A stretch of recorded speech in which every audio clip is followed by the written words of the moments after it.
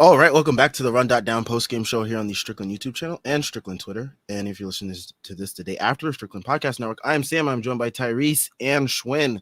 Knicks win on the backs of their Villanova Big Three once again, 130 to 121. NOG and NOB, of course. And of course, our good friend the Zebras. How could we forget our friends, the referees, once again helping us get Shout out another to my boy W. Josh Tiven. Thank you tonight for your Josh performance. Simmons! Let's go, man. Josh Tiven. But yeah, Knicks win 130 to 121. I mean, I am shocked that we were able to, not shocked, but we'll talk about it. But yeah, before we get into all that, of course, BetOnline is your number one source for all your summer sports this season, from MLB, golf, NBA, and NHL playoff stats. All of this stats, news, and scores available to follow your favorite teams. Get the latest odds and lines, including the latest team matchups, player props, and odds on just about every sport out there. Head to the website today or use your mobile device to get on the action. BetOnline, where the game starts. All right, man. Schwinn, you posted right before the game. You posted a tweet. You were like, what I think is going to happen in tonight's game. And it was the meme of, it's so over. We're back. It's over. We're so back. It's so over. And I was thinking about that tweet all game. I was like, bro, this is literally what happened. Like, it's insane how every Knicks game follows like such an insane script. I mean, you have the Knicks coming out to a hot start, which they rarely do in the playoffs in first quarters. Then Jalen Brunson gets hurt, and we have no idea what the injury is for like 30 minutes or whatever. Everyone's speculated on Twitter. We're like, is it the hand? Is it his groin? Is it whatever? Is it his wrist? And then they come out and say it's his foot, and everyone's like, what the hell happened to his foot? And then we finish the half without him. We're down 10 going into halftime, and he comes out second half, and third quarter he looks a little gimpy. OG continued to carry us in that first half. Huge props to him for his offensive showing today. I really didn't think he had this in his bag, but credit to him, and we'll talk about him a little bit more. But yeah, I mean, here the Knicks are. Their point guard's playing on one foot. They're down another center because Mitch Robinson is announced out for the season just the other day, and they still somehow gut this win through on the backs of their Villanova trio and Jalen Brunson with 1 foot.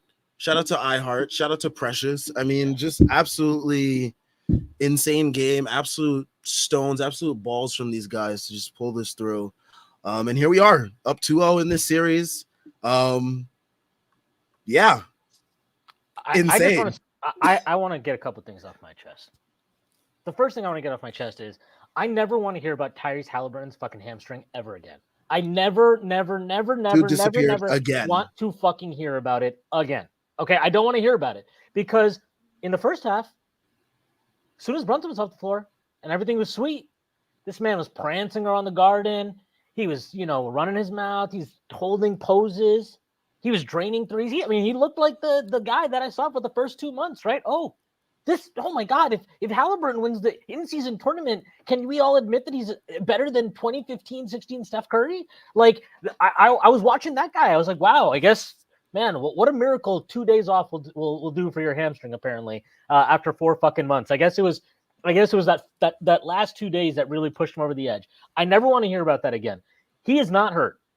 He's not physically limited. He is skillfully limited. He is playing some chicken shit basketball. That's what he's doing.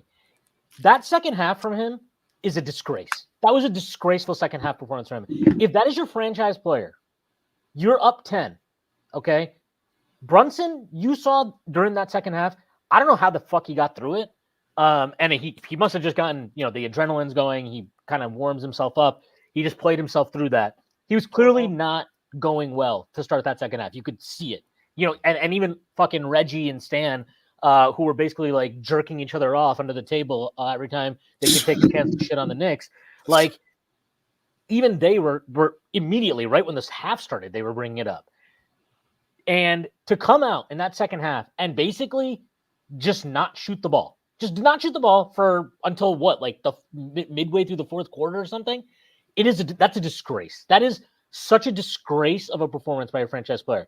He's in his 4th year? So I'm not like, this is not me being like, well, that's it. It's over for him. No, but if that is like, if you want to give him all these fucking accolades and all this praise, Want to and call him the next coming of Steph yeah, Curry combined with he's Chris Steph Paul. Curry. Oh my God, the Knicks made this franchise mistake. Yeah, Brunson's good, but you guys made a huge mistake passing on Halliburton. Then he's got to get smoked for that performance. That was a disgraceful second half performance because you want to know why? That hamstring is not fucked up. He's just playing like a fucking coward. Okay, that's what it is. Second thing I want to say is I have no words for what everybody on this team that played today basically did. I know Precious had his very special CTE moments throughout the fourth quarter, As he does. as he's prone, as he's wont to do.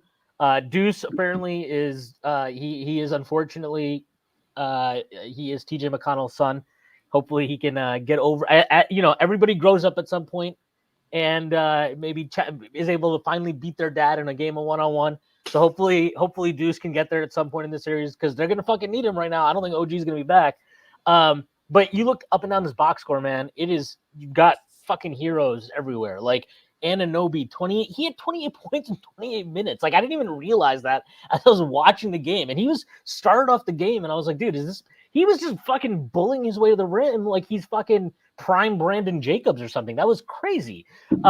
Isaiah Hartenstein, 14 points, 12 rebounds, 8 assists. Jalen Brunson, 29 points. I mean, the numbers don't even do what he gave them tonight is. I genuinely, Bro, on the anniversary of the Willis Reed coming out the tunnel moment, it's crazy. It's crazy, and what he gave you. Scriptwriter's cooked today. Yeah, what he gave you.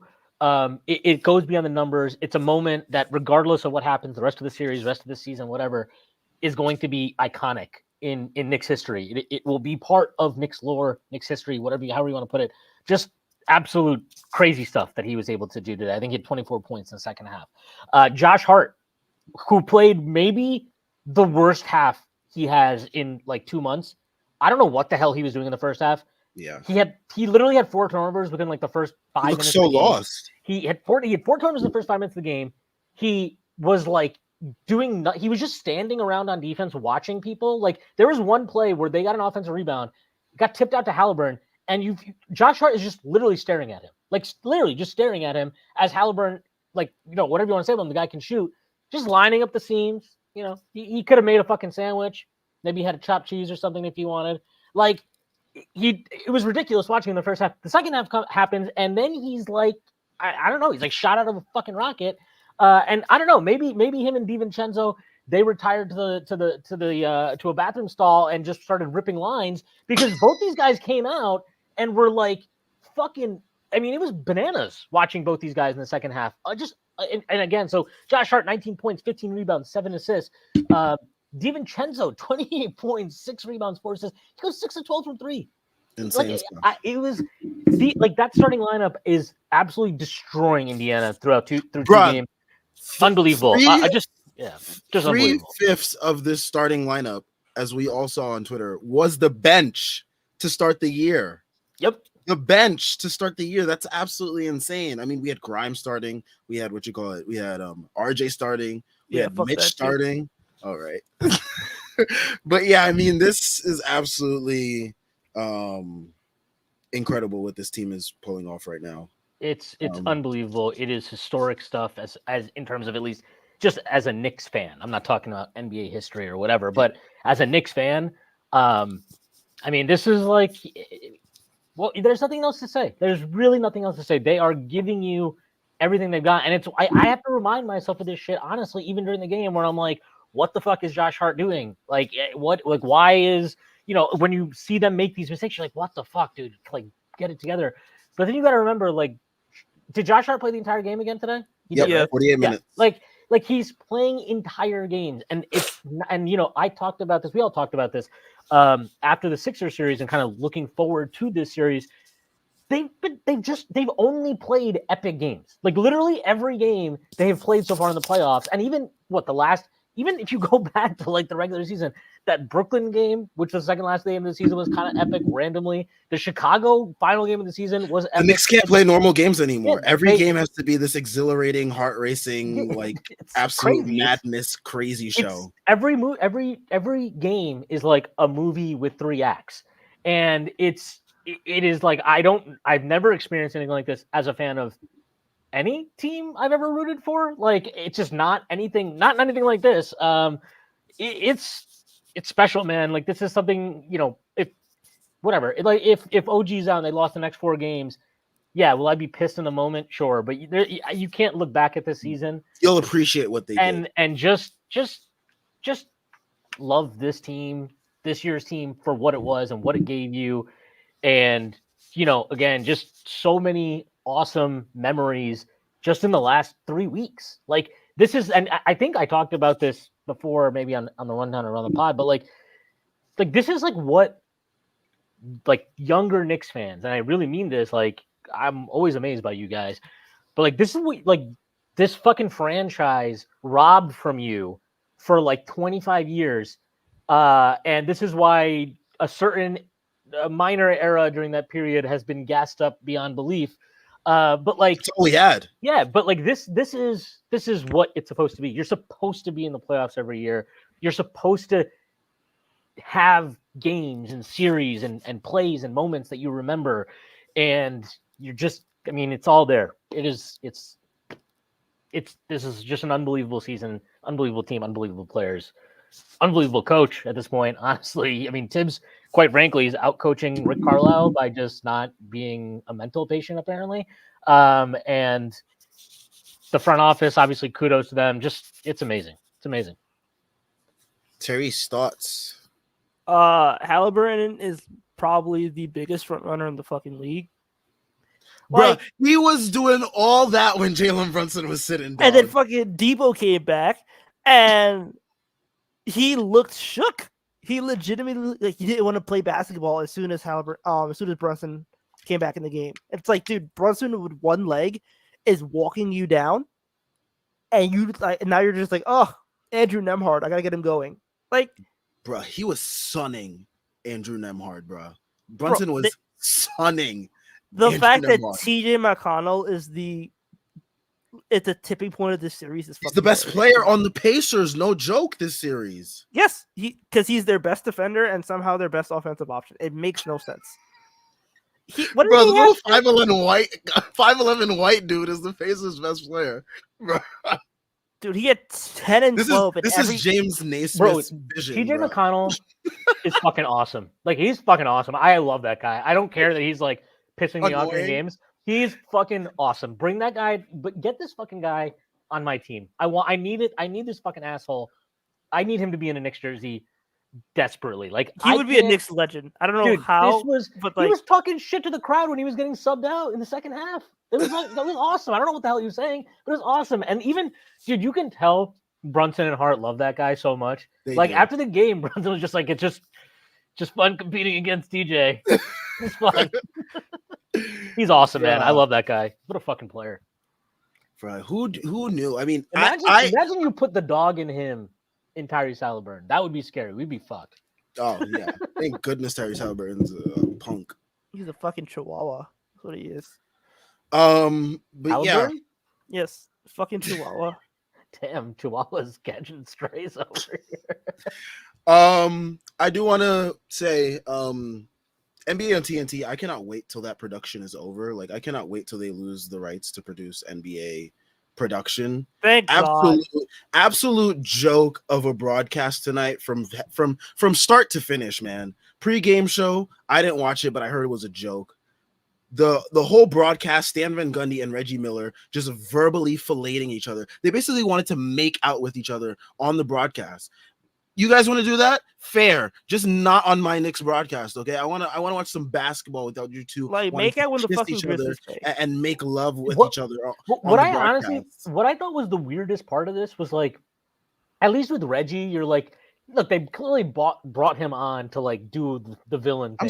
I'm so glad we smoked them in front of him. Like with the Reggie thing, I'm like expecting him to do that. And honestly, I didn't think it was that bad. Like, it was bad. It was as bad. It was bad because Stan was like amping it up. Stan, and like, I thought Stan was way worse. Like, he had that. Like, he went on this absolute brutal. He went on that random tangent about Dante, where he's just like, "Oh, you know, this guy's always complaining about other people flopping when a call goes against him." But he was the biggest flopper the other night. Yeah, I was like, dude, all right, are you man. coaching Like, the Pacers? But also, like, dude, are you like, what did the Knicks do to you? Oh, that's right, you were like an assistant fucking coach for the Heat forever. By the way, Pat Riley fired your fat fucking ass that won a championship with that team.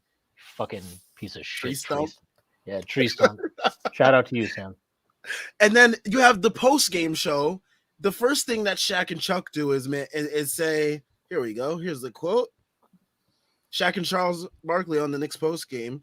I would love to see the ass get stomped by the Celtics. That'd be great. New Yorkers, y'all deserve it. Y'all ain't that good in New York. Overrated. What did we ever do? What did the Knicks ever do to Charles Barkley and Shaquille O'Neal? They O'Neal swept him. They swept Charles Barkley. They swept his fat fucking ass out of Philly. And then they brought the brooms out, literally. Yeah, and they brought the brooms out, and he's still butthurt about that. You know what else he should be butthurt about is that he's the only fucking guy on that set without rings. So congrats to him. Fucking one-time MVP, the one time he got his fat fucking ass in shape for a season, and then he got stunned to death by Jordan in the fucking finals, even though he had home court. Congrats to him. Congrats on going 0-3. 0-3 on your home court in the finals. You are a fucking fat bum. Shut the fuck up. And Shaq, look, man, great player, all-time legend. You know what? Horrible father, horrible husband. Okay, you know, might have been the GOAT if him and Shaq, or sorry, if him and Chuck weren't having burger eating contests every offseason.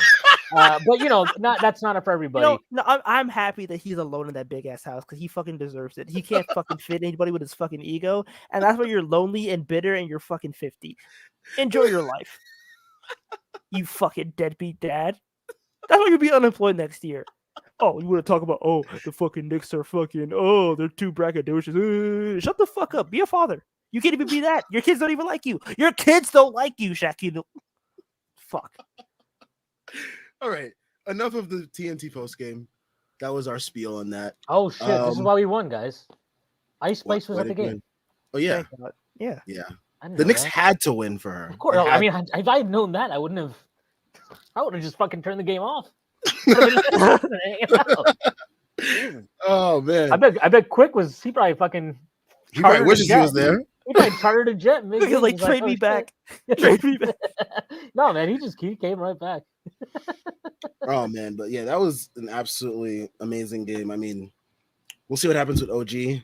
OG, we didn't even talk about OG that much. I mean, he gave us a great game. I mean, sustained us in those minutes without Jalen Brunson for a little bit. This is from one of our newest contributors. You can follow him on Twitter. He's Shax. That's at Knicks_Hive. He wrote, NBA flew Reggie out just to see his team get absolutely bitched in the second half. Good. He deserves it. Right? 26-41 against the Knicks, and you talk about I'm the boogeyman, bro. That's all you have. That's all you have. He went 3-3 against the Knicks in his career in the playoffs, and he went to one finals. What, like, you're not Jordan, dude. Like if Jordan wanted to come on the fucking TNT broadcast and just run his mouth and be like, I was the boogeyman, you know what? We'd probably just have to be like, yeah. God damn it. Like, yeah. God damn it. You are not that. Like, you're not that. This is like when this is like with Trae Young when he was like trying to like do his like be the next Knicks villain, and it was like, look, man, like you beat us in a first round series fucking 3 years ago when we had one person in the starting lineup that could dribble. Like I don't. It's and over. 2 people on the roster overall that could dribble. Yeah, like it's over, bro. Starting Nerlens Noel and Taj Gibson. It's Elfrid over. Payton was literally getting 8 minutes a game, and then. But I mean, when you think about it, the parallels between Trae and Reggie both got losing records against the Knicks overall, and they're just propped up to be these villains to us. It's like, okay, like both were hot for one run, and then they stopped fucking being hot. It's like Julius Randle is literally gonna have Reggie Miller's accomplishments in like 3 years, by the way. Look, I think what's an important thing to mention with, you mentioned OG, and I just wanted to mention this because it is important.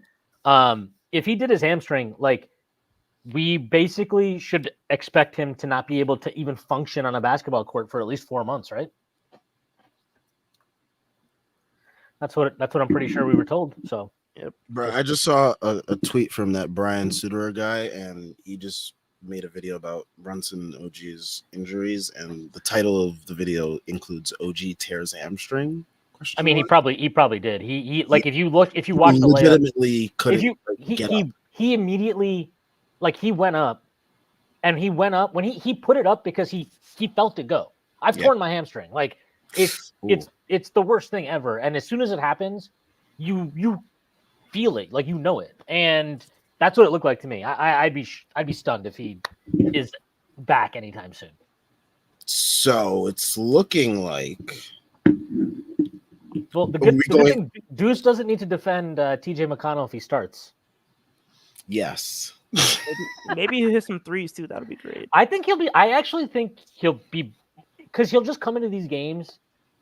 By the way, we cannot start Precious. I do not want that to happen. Like, you've got to spread that out with Hartenstein, because now you're basically going to play 6 guys, right? Like, he did the Burks thing for about 5 seconds in the first half, and he was like, actually, you know what? We're good. Like, I'm good. Yeah, we're good. I think they might actually have to go to Shake Milton, which is They legitimately might have to. But it's all my point is always I will take the random game 4 Shake Milton. Bro, the practices are like Charlie Brown lineup. Jr.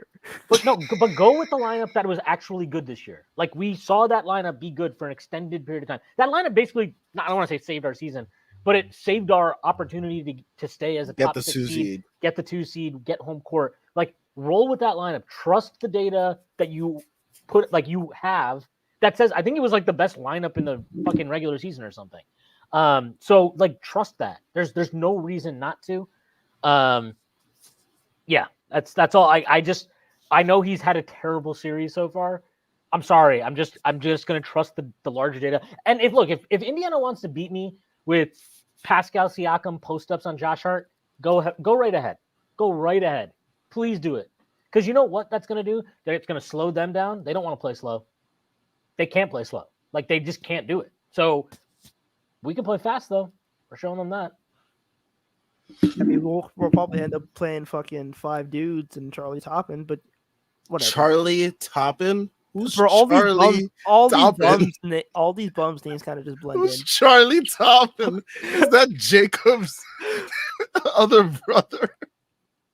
Bro, I deadass do not know who's on our bench. Like, bro, we have to have non-NPC guys on the end of our bench next year. Like, well, yeah, I mean, they consolidated this year, so that's why. But it's also like, damn. Because like I feel like even like last year, like our 10th or 11th guy was like still like a decent like NBA rotation player at the very least. Like, Stephon Marbury, the son of Tende. Like, we didn't have these fucking randoms, these NBA 2K randoms on our team. But yeah, I mean, it's gonna look like it's gonna be like what, Shake Milton, because Alec Burks can absolutely not play. Like, he jumped so hard at an Andrew Nemhard pump fake. I was like, dude, where are you going, dog? Like, bro, their closeouts have been so crazy. Like, they're like legitimately scared, like, of like, I don't even know what, because like it's like you're jumping at like what, Siakam pump fakes and Nemhard pump fakes. It's like, relax. But shout out to OG. He'll be remembered for this game. Held us down while Jalen was out. Absolutely balled. We got a little glimpse of a first option OG Anunoby. Like, this is what he always wanted, right? He always wanted to have like these like first option reps. He finally got them. He made the most of them. And then he died because God doesn't let the Knicks have good things. But yeah, let's get to some comments. Shout out to everyone that's in here. I don't know if we resolved the super chat thing or not. Probably not, because we didn't get any yet. But yeah, let's get into some comments. Clay Frazier starts us off. He says, just give the whole team a statue. Yes, the statue will include all the other guys in street clothes. That will include Julius Randle and Bogdanovich and Mitchell Julius Randle wearing a fucking beanie, Bogdanovich with crutches. Yes, that's what will be the statue. Chris Bernhard, he says, when the lights shine brightest, that wannabe Trae Young on Indiana crumbled like a graham cracker. Keep sitting, TJ, please, Carlisle. Now I see why he got fired from Dallas. Stubborn and rigid. It's so weird. I mean, TJ didn't even look gassed today. It was like, I thought TJ could have like definitely given them some more minutes. And Reggie Miller was like clamoring for it all night. He was like, gotta get TJ back in here. Gotta get TJ back in here. And it just didn't happen. And thankfully, it didn't happen because TJ was giving us a lot of problems. Even Obi gave us some problems too. That little tandem of TJ and Obi, very annoying seeing that little duo get rolling off the bench. But they got some chemistry there, and Carlisle only lets them have a certain amount of go, and then he starts trusting Miles Turner and Tyrese Halliburton to try to get the job done, and they just can't. So, also, I want everyone to look at Pascal Siakam's box scores ever since the first 2 fake games against the Bucks. Just look at those box scores. You'll be Thank you for making my next point. Pascal Siakam is the biggest fucking Cameroonian fraud I've seen, and it's in the league with Joel fucking Embiid. Are you kidding me? Bro, I saw someone post the box scores today, and I was like, dog, those first 2 Bucks games tricked me. They tricked me. He also can't hit free throws. He can't hit free throws, dude. He's been bad. He's shooting the number on his jersey percentage from the free throw line in the playoffs. It's even worse. It is? Yes. Oh He's God. 14 for 32. Jesus. We gotta hack a Pascal next game. What? Sorry, go ahead. Sorry, he's shooting 44% from he's shooting less than his jersey number. Wait, no, 44. He's wearing 43. Never mind. But like, Jesus Christ, dude, this guy has been useless for like 3 fucking years, and people thought, oh, he's on the Raptors, free him. And it's like, no, dude, he sucks at defense and he sucks at offense. He stinks. Go pay him $200 million. Have fun. You guys saw? You read the Carlisle quote? You guys see this one? Which one? On the screen right now or no? That's not a. Oh no, I didn't see a Carlisle. Fucking hell, Sam! Stop lying to me. No, this is what he said. We're gonna submit these calls tonight. New York, get ready. You're gonna see them. Carlisle says, "We deserve a fair shot." Nick Nurse. There's not a consistent balance. That's disappointing. And I'm gonna read exactly what I tweeted because these are just facts. Knicks had 16 free throw attempts to the Pacers 17 until Indiana started fouling twice intentionally at the end. And Carlisle got 2 texts. 1, maybe don't go 10 of 17 on free throws. 2, perhaps take greater advantage of Brunson and OG missing 1.5 quarters apiece. This is the most hilarious complaint ever. Like, what are you doing, man? What are you doing? This is ridiculous. Dude, the league is going to send them a memo, be like, go up more when Brunson doesn't play a quarter and a half. Bro, Jalen Brunson spotted them a 10-point lead. A 10-point halftime lead. On 1 foot. Dude, Josh Hart is not a real person, man. You saw the quote about, all right, Willis? Yeah, this guy can't be real, dude. How does he come up with this stuff, right? Like, just every, oh my God, he's ridiculous. Power friendship, man. Knicks are going to get to the Eastern Conference Finals and maybe the finals with 7 guys and some people from the timeline on the power of friendship. 29 plays. Friend Friend of the pod, Caitlin Cooper, who is a Pacers fan and great content creator. She wrote, a depleted Knicks team scored 130 points. That's the story. Full stop. Thank you. Thank you for being a reasonable person, Caitlin. Thank you. Because there's going to be people whining and crying and bitching and moaning like they always do at every Knicks game. We scored 100. That's why I said in my opening thoughts, I was like, I was shocked that the Knicks were like legitimately able to keep up and score 130 with Jalen Brunson sitting for a quarter and a half when he's been giving you 40 a night, basically. And the Knicks are still able to score 130 and win this game. Like the Pacers, they have a lot of looking in the mirror to do. Yeah, like we spotted you a 10-point lead. Brunson being hurt for a quarter and a half. OG being hurt for a quarter and a half. Precious CTE. I don't know what more you could. Like, we're playing 6 dudes. Check ball. Yeah, give me a break. We're not the Bucks, okay? I'll say that. We're not the Bucks, who were a hospital team, but they just didn't give this level of effort. Like the Knicks' effort on the offensive glass in the fourth quarter is I want to know like what is like the differential of like the Knicks' offensive rebounds in the fourth quarter versus like the rest of the game, because I feel like we legitimately get every single offensive rebound in the fourth quarters. I saw like a whole bunch of people tweeting that aren't Knicks fans that I'm mutuals with. They were like, it feels like every shot the Knicks, like one of them tweeted, they were like, it feels like every shot the Knicks make in the fourth quarter, and if they don't, they just get the offensive rebound. And it's like it legitimately does feel like that these days, especially in the playoffs. And like the Knicks are like 5-1 in games that come down to like, or now 6-1 in games that come down to crunch or clutch time or whatever it is. And then they showed Jalen Brunson's clutch time stats. I mean, those probably went up today. He had like what, 77 and 77 fourth quarter points or whatever in the fourth quarter in these playoffs, and 43 clutch time points or something. Somebody responded to me. Maybe Carlisle should be focused on coaching his team instead of tracking officiating. Bruh. Oh man. Yeah. Aaron Bender, he says Carlisle was so embarrassed that he benched his best player for the stretch run that he got his ass tossed. Yeah, he just couldn't help to watch his team crumble like that. Oh man. Precious Achua is playing the 4, and you're complaining about calls, bro. Like, I'm sorry. Oh, this one is good. This one is even better. Small market teams deserve an equal shot, Carlisle said. They deserve a fair shot. No way. No way. No matter where they're playing. Bro, is this guy actually on NBA Twitter? He's on Pacers Twitter. Yeah, he's on Pacers Twitter. That's hilarious. He's talking about small market. Are you kidding? He needs to get a grip. He has lost all the respect that he earned over the last couple of days. Like Knicks fans are like, oh man, look, a respectable coach. It's not Nick Nurse crying again. And then Rick Carlisle was like, actually, wait. That is insane, bro. 29 plays, Rick Carlisle says, that the Pacers thought were called the wrong way in game 1, but didn't submit to the league. And he's now listing some examples from tonight where he thought the calls were wrong. He is a joke, dog. 130 points with 6 players playing, basically.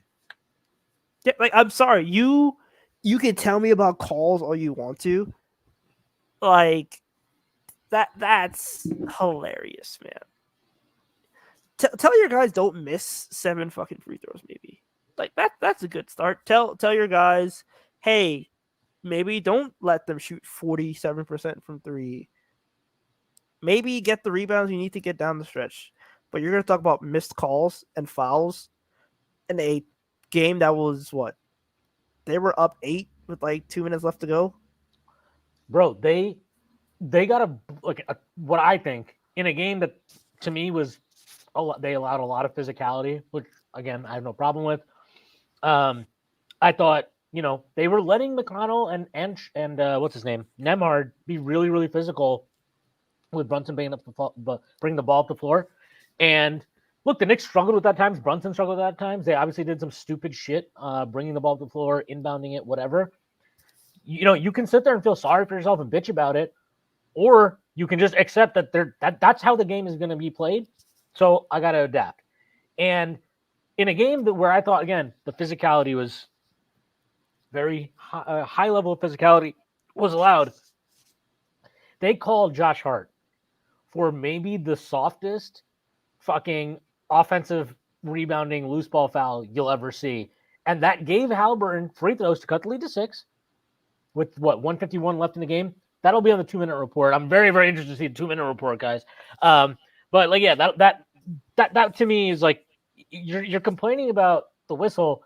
And all I'll say is this: through both games, when their bench guys come in, McConnell, Shepard, Isaiah Jackson, and Obi Toppin, when those guys have come in, their team is going on runs immediately, even against Knicks starting groups and whatever.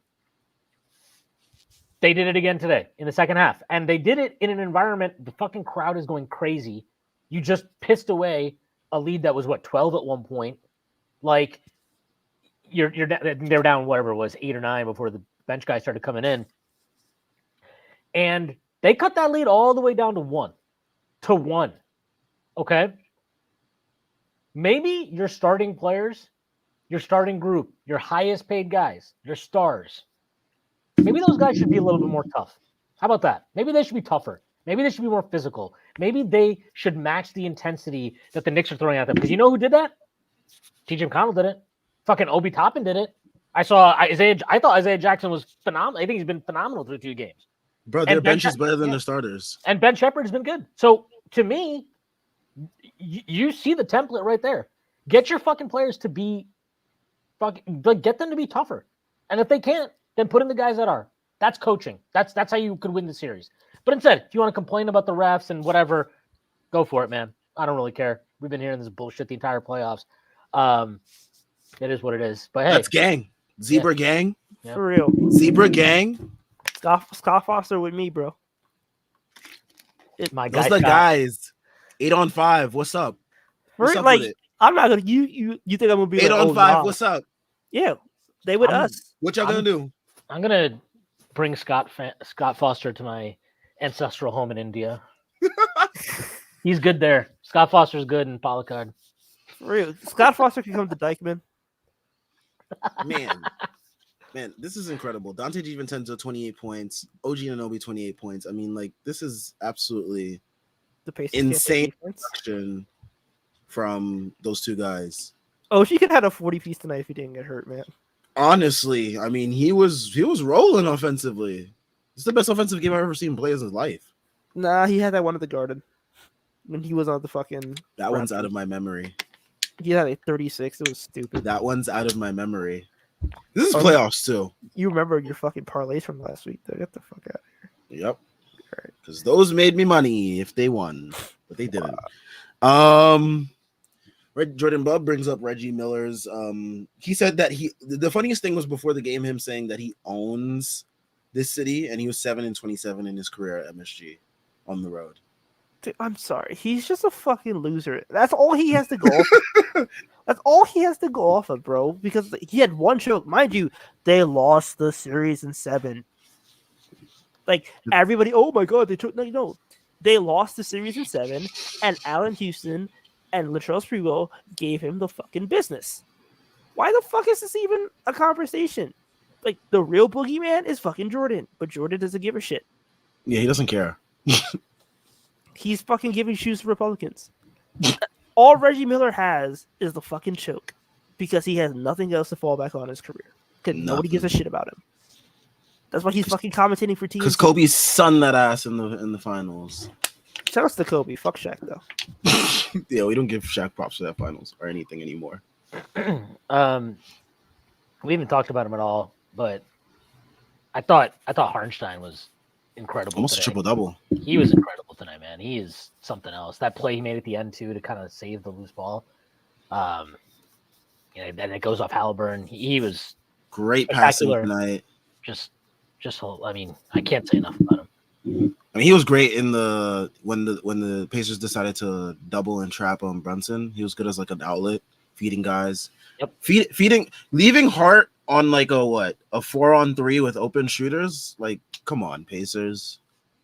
Y'all didn't practice this. Y'all didn't read the scouting report. Come on, too easy. Dante and OG and them was feasting off that. Too easy. But yeah, shout out to him. Almost a triple-double. Great defense again. I thought he was, obviously way better than he was in game 1. And you're just hoping they can continue to, push this momentum going into Indiana. I mean, in the past, I used to be like so nervous about going on the road in the playoffs, but like with this Knicks team, I'm just like, yo, I feel like we can win anywhere. Like legitimately, like no matter what, I feel like this Knicks team could just win anywhere under any circumstances. Like they've just shown that like too many times for us to like not think that or have that confidence. It's remarkable. Yeah. Truly amazed. Again, if they win this series, I don't know. I mean, I'm. If they win the series, but without OG the rest of the way, and he's out for like however fucking long, I'm watching these fucking Eastern Conference Finals games with literally no weight on my shoulders. Yeah, zero care in my. I will not. House care. money, y'all. Yeah, house money. Have our Miami Heat moment. Right? Like, legitimately, we're just happy to be here, y'all. For real. It's like we got here. I don't even care if we win a game, bro. We could get swept. Against all the odds, we made it, y'all. Bro, I'm just gonna be like, yo, Jalen Brunson 40 ball. Hey. That's it, dude. I don't Facts. Just get y'all numbers, guys. Get y'all numbers. For real, like Hartenstein, don't get too much because we're trying to pay you. But like everywhere else, like, bro, Charlie Brown Jr., come in. Like, I want to see them go into the deep bench. I want to see like Dwayne Washington Jr. get minutes, bro. Like, let's get wild with it. How insane is Josh Hart just letting Reggie know the crowd is saying "fuck you"? Yo, he's a legend for that, bro. I love Josh Hart. Like, I want them doing podcasts on the fucking sideline. Oh, the roommates live. Like, I don't care about these fucking games anymore as long as we win this series. Even if we don't win the series, dude, I'm just like, okay, you know what? We gave it our best. Sean Yan says, I can't believe Mark Davis made Halliburton not shoot in the second half. How are us Pacers fans supposed to take this league seriously? Oh, man. Pacers, you gotta love the Sixers fans who are like vicariously living through Pacers fans, and they're absolutely fuming that the Pacers can't even get a win right now. They're like crying. I saw that video that you just quote tweeted, Schwinn, about that guy, that Aiden Laporta guy, who just absolutely cannot, for the life of him, stop watching Knicks games as closely as ever. I He's mean, like he's watching them more closely than a scout probably does. I mean, look, I would watch the Knicks really closely too if I had to watch the Sixers for 8 years play with zero fucking heart or effort or any level of shit that this Knicks team does. So I get it. And then, Must be like, tough. next year, you have to fucking look at your GM, try to sign Paul George to convince yourself that he's not just Tobias Harris with a podcast, and then, like, you're not going to sign anybody in free agency. Like, Bruh, I don't usually say this, but Evan Turner was spitting today when I saw that clip on his podcast about like how Paul George like literally just like lets the media like dictate how he's gonna play. It was like Evan Turner was like, Paul George saw that he was like saw the rumors about him going to Philly and he was like, guess I'm going to Philadelphia now. And he just like stopped playing hard in the Clippers series against the Mavs. I was crying. I was like, that's definitely Paul George. And you're gonna pair him up with Joel Embiid. Woo! It's like when Doc Rivers, James Harden, and Joel Embiid were together. Like you cannot write a better joke than Paul George and Joel Embiid together on the same team in the playoffs. Cannot write a better joke. I need it. I need it too. I I need Sixers fans convincing themselves like this is what's taking them over the top. And then we just beat him again. with a fully healthy team. Fucking Paul George 2 of 13 and close that game. Knicks had 28 assists tonight, by the way. Good stuff. I'm checking right now, but I'm pretty sure that means in the 3 halves of basketball they played after the first half of game 1, they have 49 assists. Gonna double check that though right now. You talk. Yes. No, yeah. I was looking for the next quote. Chris Bernhardt, he says, I remember over the summer people bitching about how US stars don't want it as bad as the European stars do. And he says, I see Ant and Brunson carrying the country on their backs. Yeah, I mean they're the 2 leading scoring guards or scoring players in the playoffs. Keep Brunson away from that fucking bullshit ass Team USA. We don't need that. He would carry them, but We root for France anyway. Yeah, fuck. All right. So yes, the Knicks had 18. All right. So 18. So they have 46 assists in the last 6 quarters. That is, you take that. I'll take that. That'll do nicely. Man, this guy Rick Carlisle is really getting talking points from NBA Twitter. The six Knicks healthy players have this guy shook already. Going back to his crib. I'm sorry, dude. You're losing to a team that's playing 6 dudes, and they're just literally saying, Jalen Brunson, we're pouring honey on you, goat, in the fucking huddle. And you're like playing 11 dudes, and you're like switching it out, and they're just like, we want rebound. Like, it's just caveman shit. Jalen Brunson, ISO, we want rebound. Josh Hart, CTE. Like, that's going to break you as a team, I feel like. When it's just like, you're just doing the right rotations and you're resting dudes, and these guys are just like 48 minutes, no problem. We're gonna play the entire second half, cool. Like, I would blame the refs too, because Jesus Christ, Bruh, this is absolutely ridiculous, man. Chris Bernhardt also says Knicks and Rangers keep playing the same script. Heart-pumping games that make you age 5 years every second, all for the love of the garden. That Rangers game last night was absolutely insane. I didn't get to finish watching it, but I saw the ending. They won in like double OT. It's absolutely ridiculous. Yep. Couple of Italians got the job done. When it Wow. Pretty impressive quote from Loser Burton. They outplayed us. Let's not pretend like the refs are the reason we lost. We just got to be better. I'm not gonna say I give him respect because, like, as you can see with Rick Carlisle, I said I give him respect the other day, and he turns around and turns to NBA Twitter talking points. I think this is a case of, I'm pretty sure Halliburton will stick with this because he knows it's a bad look to complain about the whistle when he just disappeared the way he did I mean, obviously the entire first game. And Something about the Tyreses that we face. They seem to take accountability. Yeah, figure it out, Tyrese London. What's going on with your people? Bro, these ain't my people. The Council of Tyreses. Yeah, what's going on here? These ain't my niggas. When's the next council meeting? It's like Lord of the Rings. They got to like meet together to figure out what to do. Tyrese Halliburton, Tyrese Maxey, Tyrese Gibson. I can't think of any. Gibson. And they're just That would like, absolutely be an insane meeting. They're actually going to do a Fast and the Furious spinoff. God, that might actually do negative at the box office, bro. Nobody want to see that shit. Bruh, Tyrese Gibson, dog. But that'd be absolute madness. Jordan Bob, players with at least 15 points, 12 rebounds, 7 assists in 3 consecutive playoff games. This is absolutely goat shit from Josh Hart, Wilt Chamberlain, Nikola Jokic, LeBron James. That's Yeah, the we got Jokic of the East over here. 2 of them. We got 2 now. Yep. This Jordan Russell Bub. I Hart heard the most assists by a Knicks center in a playoff game since Patrick Ewing. Wow. Also, our best center is Patrick Ewing, so that makes a lot of sense. True. That's fuck Tyson Chandler, bro. That's how you know you're on the. That's how you know you're on the wrong side of history. Billy Reinhart is retweeting is punching his pillow right now, bro. That's how you know you're on the wrong side of history.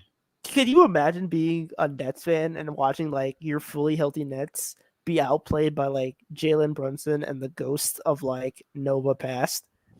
It's got to be infuriating to like have to convince yourself that Cam Thomas is Jalen Brunson, because that's what they're trying to do. They're like, oh, Cam Thomas can have a Jalen Brunson arc. And it's like, bro, Cam Thomas doesn't even believe Cam Thomas can have a Jalen Brunson arc. You ask Cam Thomas, you give him true sim, he's gonna be like, nah, I'm probably just lost career with fucking Japanese heritage. But like, bro, Billy Reinhart and his tight ass shirts are. You can't look like a fucking Jersey Shore extra and be talking this much, bro. Oh man, bro! Shout out to the random appearance by Steve Novak tonight. By the way, since the Bucks season is over, he doesn't have to do bullshit commentating over there, so he can just attend Knicks games now. He's supporting his real team. Yeah, where he really wants to be. And he took the picture with all the Knicks alum that was there, so that was cool. Before we move on, I just want to say Billy Reinhart looked like a fucking Atlantic City stripper reject, and dog, what? Just fucking. What is happening, Tyrese? What a loser, dude. What are these fucking tweets? I'm gonna light his ass up. John Larry says there's no update up front on OG Anunoby from Tom Thibodeau. Thibodeau said he hasn't talked to the New York Knicks medical staff yet. Anunoby was ruled out in the second half due to a sore hamstring. I like that they're calling it a sore hamstring right now. He's dead. That gives me a little bit of false hope, you know? I heard sore foot and Jalen Brunson came back. I don't know, man. That gives me that's why I have the false hope, because it's like also I have some negative false hope with like Jalen Brunson. He was like, I mean, I know he's gonna play game 3, but like he didn't I just knew the adrenaline was taking him through this game, because like when he was talking to Chris Haynes, he was like, I'm gonna try to be prepared for the next game. I was like, honestly, it wouldn't be a bad idea. Honestly, not about if it's something where you're like, hey, like he could play, but you know he could use like it's not a bad idea to just kind of like punt game 3. Hey, Jalen Brunson, you want game 3? Word to Aaron Boone. Deuce McBride 48 minutes. Deuce just I'm being serious. Like you just fucking. We're getting Charlie Brown minutes, Jacob Toppin. Like, you treat this like it's not even a playoff game type shit. Oh my god! I think Tom Thibodeau might legitimately like burst into flames if we did that. So I don't know if we can. Hey, I mean, maybe we got the kind of devil magic now where like you can play randoms like a Shake Milton and a Jacob Toppin, and they actually have like productive games. And Shake Milton turns back to that game against the Clippers. Bro, we need the Shake Milton magnet ball game in game 3 if Jalen can't give it a real go, man. Bro, I need to see Pacers fans on the timeline sweating because Shake Milton has 25 points in the third quarter. I just need to see that. They're gonna be like, what? We can't guard Shake Milton. No. Sorry, that's not the pace. We can't guard that nigger Shake Milton. Oh my Okay, Tyrese, let's relax, buddy. Yeah. Whoa. Let's calm down. Back Dog. up. Me and my sister wives are so upset right now. Sister. Somebody get him out the game. Somebody dive his ankles. All right, let's move on. Yes. Oh man. Oh yeah. Jordan Bud brings up the 28 assists. He says even losing Brunson for 15 to 16 minutes, I think that forced them actually to have a more assists. But it's surprising that they didn't have as many turnovers as well. So yeah. Matt, wow, that's yeah. I mean, it's a lot going on here, man. This team is just going through a lot of shit. So, let's see what other comments we have here. Yeah,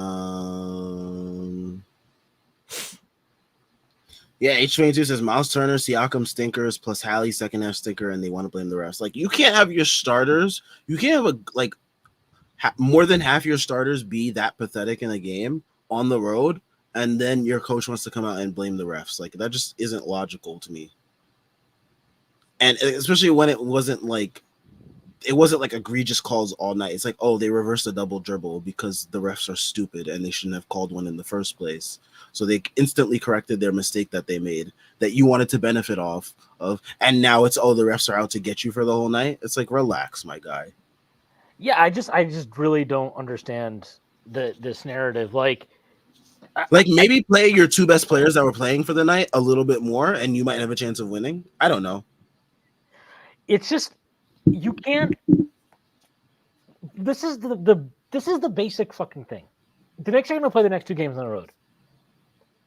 If any Knicks fan goes into these games and is like, why are they getting a better whistle than us? Then what is wrong with you? Like, you're on the road in the fucking playoffs. You're going to get a worse whistle. That is how it is. And honestly, what I will say, I thought they did a pretty good job, all things considered, because of this. Brunson comes out to start that second half, and the crowd, like, you could feel it watching at home. You could hear it. You could feel it on TV that the place was just fucking bouncing. Like, that place was about, it felt like a powder keg. Everybody's going crazy. The Knicks come out. They're playing at some fucking, just super high octane pace. And they're, Josh Hart is going coast to coast. DiVincenzo's bombing threes. Brunson gets on fire. Like, everything is happening. At the end of the day, the Pacers literally had one more free throw than the Knicks with about a minute left in the game. This is the night that you chose to start crying about the refs? Okay. I don't really know what to say, but okay. Got Pacers fans talking about they're boycotting the series. It's like, all right, man. Like, I'm sure the NBA is gonna miss your one little measly view. They'll be all right, man. You don't make a difference. You don't matter. Oh man. But yeah, we got the Josh Hart quote, "I at Willis," to Jalen Brunson in the Knicks locker room after Brunson returns from his first half foot injury. Shout out to Josh Hart. Just, giving us some levity in these moments when the team is basically dying. Like, who knows how many people are going to be healthy or alive by the end of game 4 or 5 in this series. Malaka 1606 asks, can we actually win without OG? Yeah, I think so. You have to just win your home games. I don't think you can win on the road without OG. If you do, it'll be by a miracle. It's because if they had Bogdanovich, I'd say yes. It's really hard. You're down so many bodies. You're down 5 rotation, four. You're down 4 rotation players. 3 of them starters. Like, we can quibble about. Mitch is a starting level player. Yeah. But you're down 2 starters and 2 key reserves. Like, it's pretty hard, man. Like, especially because we know the depth guys. Like, we know Tibbs is gonna look down the fucking bench and be like, he might pick Alec Burks. Maybe he gives Shake Milton a shot. Jacob Toppin, Charlie Brown Jr., fucking Daquan Keep clapping, Jeffries. guys. Yeah, just Keep clapping. make sure you're giving everybody a nice, Gatorade. make sure you're giving everybody a nice fucking slap on the ass when they come off the floor. Like On that Thanasis Maybe we get Antetokounmpo set Jericho rep. Sims to 5 minutes. oh god, I actually We forgot might get Jericho Sims existed. We might get Jericho Sims minutes. Oh my If Precious God. is playing the 4. Do not speak this into existence. But he legitimately might. He likes playing Sims. He actually likes Sims. I mean, it's like Isaiah Sims' Jackson energy. versus Jericho Sims and the CTE off. I mean, I'll take our odds. I mean, Isaiah Jackson's been actually pretty productive. So it's like, Sims, can you catch a ball? Can you catch a rebound? Probably not, but we'll try it. You know what, Sims? Don't even try to catch it. Just slap it somewhere. Please, just slap it somewhere. Tip it out. Tip it out. Oh my gosh. Also, with the whole ref discourse, it's like, don't the Pacers give up the most free throws anyway? So it's like they're bound to do this regardless. Like, this is just in their nature. Why is do you know how ridiculous it is for every single game to now apparently just be conversation about officiating? Like, how could you, if you're watching this game, look, I can understand why Rick Carlisle might be, but if you're I'd probably find an excuse too if I was too fucking stupid to figure out who my I wonder best how that players were ref in that watch game. party went tonight. Yeah, who knows? But if you're not a Pacers fan or on their fucking team, if you're watching this game tonight and the thing that you come away with is, wow, that was a terribly officiated game, then you just don't like basketball. I'm sorry. You just don't like basketball because that was again, it was crazy. It was crazy. There was a moment, right? Brunson doesn't come back for the entire first half where you're basically okay, the season's over.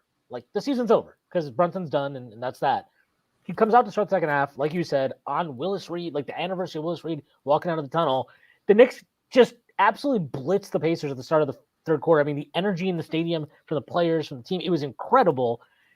They withstand a couple runs that the Pacers made. The Pacers did not just go away. You know what I mean? They did not just stop making shots or anything.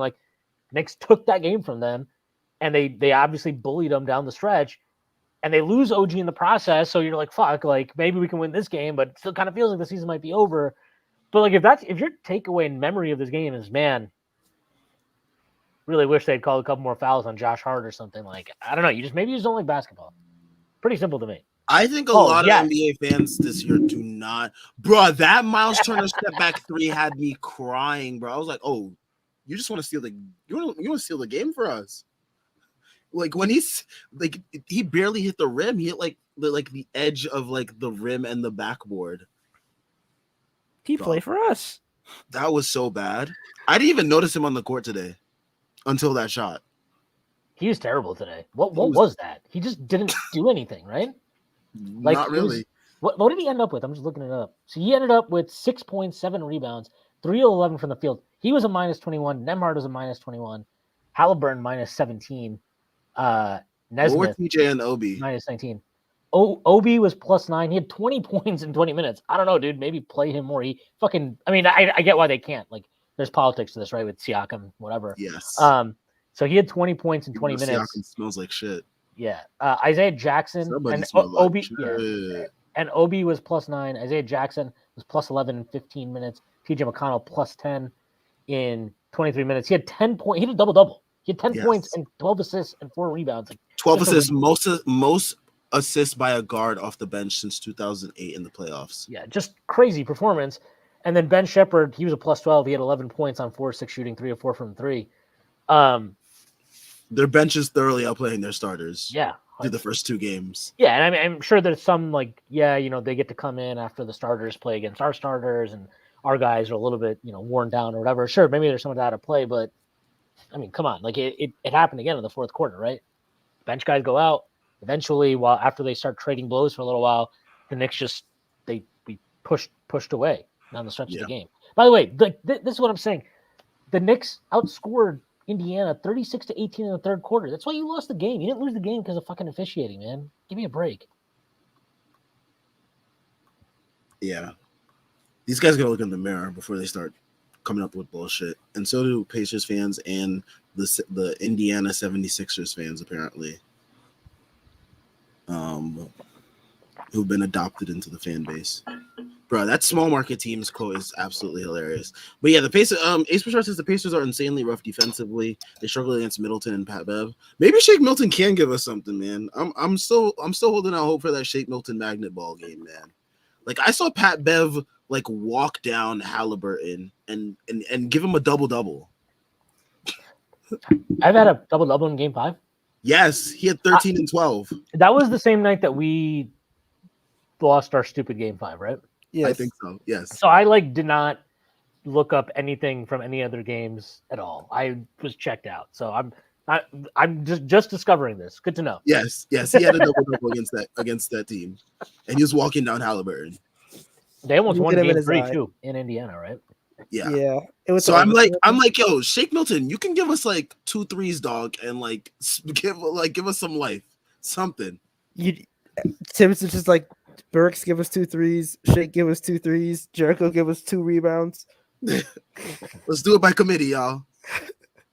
Because their starters are not playing that well. Like I just don't like they're bad defensively. Look at how much they gave up to 6 healthy Knicks tonight, and like Deuce didn't give us anything. So it's like basically 5 healthy Knicks tonight. Deuce had a nice midi pull up. Yeah. He also immediately free fouled throws. Obi on a 3 right after that, but he did have a nice midi pull up. Oh man, we need first round Deuce back. I miss first round Deuce. I think I'm telling you, I'm fairly confident about this. I think he'll be way better in the next few games because he's going to get all of his minutes basically with Brunson. He'll be fine. Yes, that's what's messing with him right now. He's like Thibs is like, all right, you're gonna be the sole ball handler with TJ McConnell hawking you down the court for 94 feet. Good luck. Yo, I can't believe Precious had 4 fouls today. It felt like he committed all of them in the fourth quarter, though. He probably did. That was a very special. He did like all the dumb things, and he got like a huge offensive rebound. Just Precious Achua, ladies and gentlemen. Here he is in all his glory. Jordan Bub, the Knicks and Rangers are 8-1 at MSG this postseason and just won 4 games in 4 days. The Garden is Eden. Indeed it is. Great times over here in New York. Yeah, dude, that Rangers game yesterday was fucking crazy too. They won that in double overtime. That was a wild game. AJ Schuler says small market is a MAGA rat. Josh Hart is apparently averaging 48.2 minutes over his last 5 games. He's legit. 2. That's so wild. He's literally pulling a Wilt right now. He's actually doing Wilt, which is hilarious. Josh Hart in the locker room. I wanted to make sure Reggie heard what they said. Josh Hart's amazing. I feel like Tibbs just found his Luol Deng again, and this is the happiest he's been in his life. Yeah. Definitely. Ace Short also says the Knicks get a lot of credit for unearthing Brunson's signing at this point, but the Hart trade and the iHeart and Dante DiVincenzo signing have been great. Yeah, just absolutely great moves all around from this front office. It's ridiculous Leon Rose doesn't really get serious consideration for Executive of the Year. Who won it? Did they already announce that one? Yeah, Brad Stevens won it. Wait, sorry, who? Brad Stevens. Fuck him. Because you got Drew and Porzingis, and the Celtics are like this god squad where Tatum can play like me, and they still. Yo, it is so ridiculous. Our team is dead because I'm watching Drew and Jason Tatum just piss their absolutely have diarrhea all over the court, and Derek White is saving them. Yeah, it's not fair. Life's not fair. I'll even say this: like, I saw a tweet today. I don't remember who it was, but somebody was saying like, "Oh, well, look, like the Celtics are killing it when Tatum's on the floor. They're absolute shit when he's off it." Sure, I get. He's doing all the little things. Yeah, no, I get like that to some extent, but it's like, bro, he's still shooting like complete shit from the field. And they're playing. He's shooting like me. Yeah, and they're playing teams that they're just way better than. So, the Cavs are playing Tristan Thompson on the basketball court the other night. Marcus Morris is in the rotation. This guy was he got waived by 2 separate teams this year basically, and was on a 10-day. Like, come on, man, kidding? Bro, they're playing piss poor teams, and Tatum could play like me, and they still win by 25 a night. But yeah, Tatum should have got all NBA first team. He should have been the MVP this year, apparently, according to their fans. He should have been everything. Yeah. Ridiculous. Absolutely ridiculous. I just want to know what it's going to take for Leon to actually win the award, because he's deserved it. Realistically, bro, they're never going to give Knicks the fair credit that they need to for anything. Like, they signed Jalen Brunson. I don't know, man. Especially with this offseason, given the moves that they've made and how they were able to stay afloat with all their injuries and such. I don't know how he does. Like, he finished 4th. There are not 3 executives that were better than him. Yeah, it's ridiculous. Wait, who finished? Leon finished 4th? Yeah. I mean, look, Executive of the Year is also just the stupidest award, because half the time you get the award for shit that you did like 3 years before that. Yeah, Monty McNair won it last year, and he didn't do anything that season. They traded for Monty McNair was ahead of Leon Rose in this year's polling. What did Monty McNair do to garner more votes than Leon Rose this year? What did Monty McNair do for the Kings this year? What? He was ahead this year? Yes. How? This award isn't serious, man. This is from Jordan Bubb. Josh Hart on what happens to his workload if OG Anunoby can't play in Game 3. I'm playing 48 anyway, dog. Ain't shit changed. That's a fact.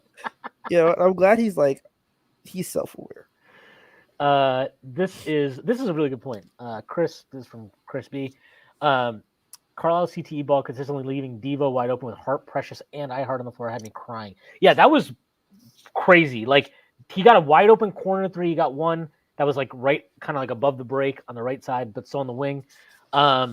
He got one. I mean, the one he got at the end, which I don't know why the hell he decided to have this Andrea Bargnani moment, but like that was off that was off an offensive rebound. So that's the one's a little bit different. But like those two were egregious to me. It's like how is that happening? Like, you can literally help off of everybody else other than Brunson and DiVincenzo, and somehow DiVincenzo got wide open there. That was crazy. Yeah. Yo, Nick Young, stop talking about the Knicks. Are your kids even yours, man? Get the hell out of here. Jordan Bell posted this. Jalen Brunson was asked about the Knicks legends in attendance for the playoff games. They come out and show support. It's not just one game. They've been to a lot of games. They're not just sitting there drinking and having some popcorn. They're up yelling. Don't tell Kelly Oubre. Don't tell Kelly Oubre. Chris B says Reggie Miller is like the 50-year-old dad who still talks about his high school football championship from 30 years ago. That's a fact. He was like reveling in like all the Pacers Knicks stuff tonight. And it's like, dude, you like barely beat us half the time. Yeah, Reggie Miller is reliving like it'd be so weird. Like, I would be embarrassed if they brought back like John Starks to be on a broadcast just to be like, oh, I owned Indiana, dude. That was me. It's like this series it's just dumb to me. Like, what is this? Is this series about you? Like that? Like, what is this series? This series is about the teams that are playing, right? Which are teams that have no connection to the rivalry of the Knicks and the Pacers in the 90s. So, they don't even have a connection to the fucking last time we played them in the playoffs in 2013.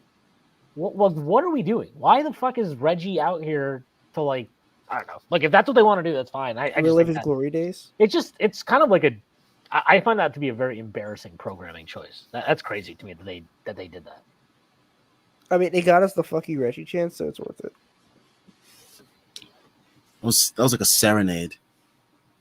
I don't think it made any sense, but I also think they were like, oh, I guess we'll like capitalize on the hype or whatever, and I guess they're trying to like build up Halliburton, but it just he just really doesn't remember getting spanked. It's just that one moment he had in the Garden.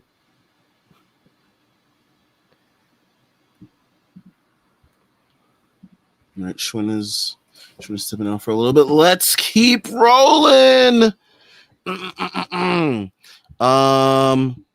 JL says Alec Burks is so funny. Like, his one offensive possession this game went exactly how everyone thought it would. It was like what, like Yeah, a midi fadeaway brick. Yeah, midi pull up and then he just bricked it, and I was like, well, that's how it works. The fact that he's actually gonna get rotation minutes Thursday is making me sick. Yeah, unfortunately. Yeah. I don't know. I mean, we're probably gonna see him, probably gonna see Shake, maybe Sims. It's gonna get grim out here, folks. Just get used to a lot more CTE ball. But I think we can survive CTE ball against the Pacers. Like the Pacers are not the brightest. Shout out to Anashe. Maparanga. He says there's an echo in the entire Pacers team's head when it comes to the defense. What the fuck are these traps and full court presses? Yeah, I mean, like the full court pressing, I kind of understand, but like it doesn't really rattle the Knicks too much.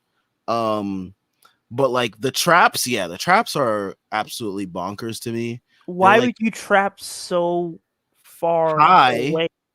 trap so high, and then leave iHeart with a 4-on-3? That's He's what they a great want. passer.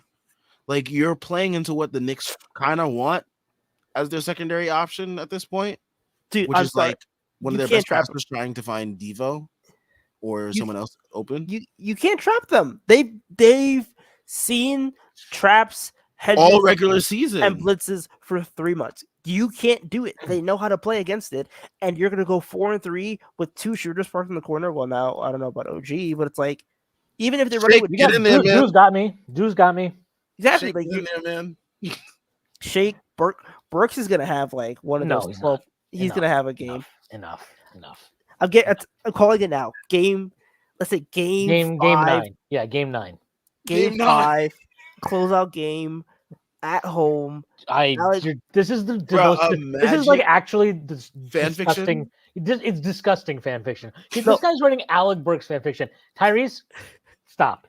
No, let me cook. Listen, it's gonna be game. Enough. I'm here for the Shake Milton. I can unmute my own mic too. Game Yeah, 5. asshole. I'm here for the Shake Milton game 5 closeout minutes. Okay, but one of the bench warmers is give us like double-digit points and like 3 threes. Yeah. You know what we need? You know what we need? We need Jacob Toppin Yeah. doing an East Bay in game 5 in front of his brother on the bench, I don't think just he's watching. eligible. He's not eligible. No, he's not. Yeah, dude, these traps. I thought the craziest thing about this is on the broadcast, Reggie was like, "Why are they just letting Brunson go 1-on-1? They should trap him, get the ball out of his hands." I'm like, "Have you been watching? Like you're sitting courtside. You're sitting courtside at this game? Are you watching it, or are you just staring at like some of the finer attractions in the stands? Let's call them.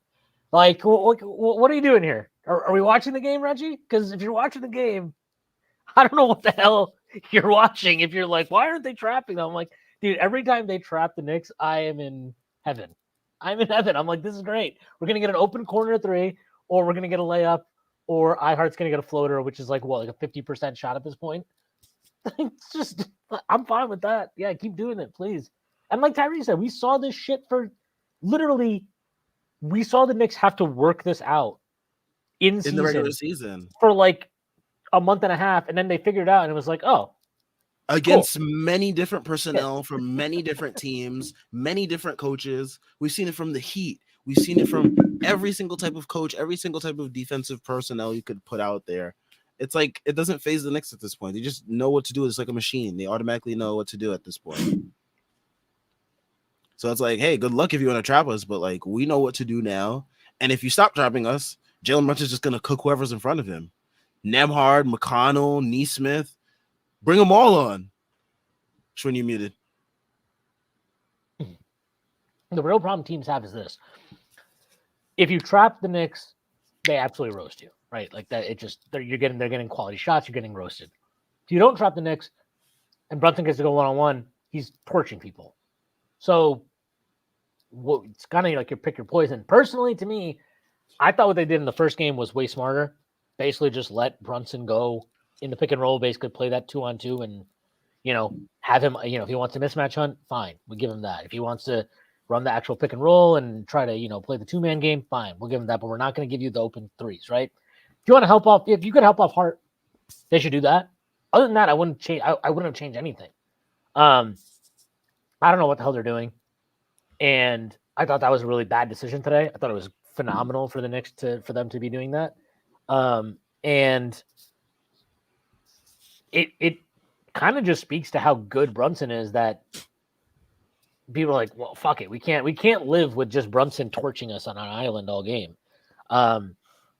It's pretty special, man. Like, I don't think they're not gonna have the juice. I don't think they have a chance to obviously still win 2 games in the series. Beyond that, I think the season is done because I'm assuming OG's out. That's just my assumption. Yeah. Look, I know this might surprise people, but I'm not a doctor. But my assumption is he's out. But like, I will be watching the Brian Suter video. Yeah, but if leaving all that aside, but like, Knicks learn a lot about themselves in these playoffs, man. Like, because Brunson's the real deal, and if he scores at this level, and if he's this type of scorer, which he is, like, you kind of should. I mean, it's kind of telling of like, all right, what skill sets do we just need to surround him with? Get TJ McConnell, and then get a bunch of like drill pass shoot guys, and should be good to go, man. Should be pretty good to go. Yeah. Next season's gonna be fun, y'all. Next season's gonna be fun. Not to look ahead too far, but I mean, just thinking about how this team is gonna look healthy. Fun. Judah Benchar says at Tyrese, I don't think there's enough honey in the world for us to pour on Jalen Brunson. I'm trying to produce it. There's gonna be a honey shortage with all the honey we're pouring on Jalen Brunson. See, it's not even Magnet Ball anymore. It's Honey Ball. Because it's just sticking to him. There's too much honey. Bro, the way the offensive rebounds we be getting, that's Honey Ball right there. Yeah. Mixtape says, our guy Mixtape, he says, I'm heartbroken for OG. He was hooping. Yeah, it sucks. I mean, he finally got his chance to show us what he can do offensively. And then boom. His hamstring just probably tears right off the bone. He'd be all right. Put some ice on it. He'd be good for game 5. He'll be all right. All right. I need positive energy. He'll be all right. It's OG we're talking about. Yeah, but like his injuries are like stupid. They'd be like, oh, I was cutting the grass and then like I shaved off a toenail and then I'm out 4 to 6 weeks. Yo.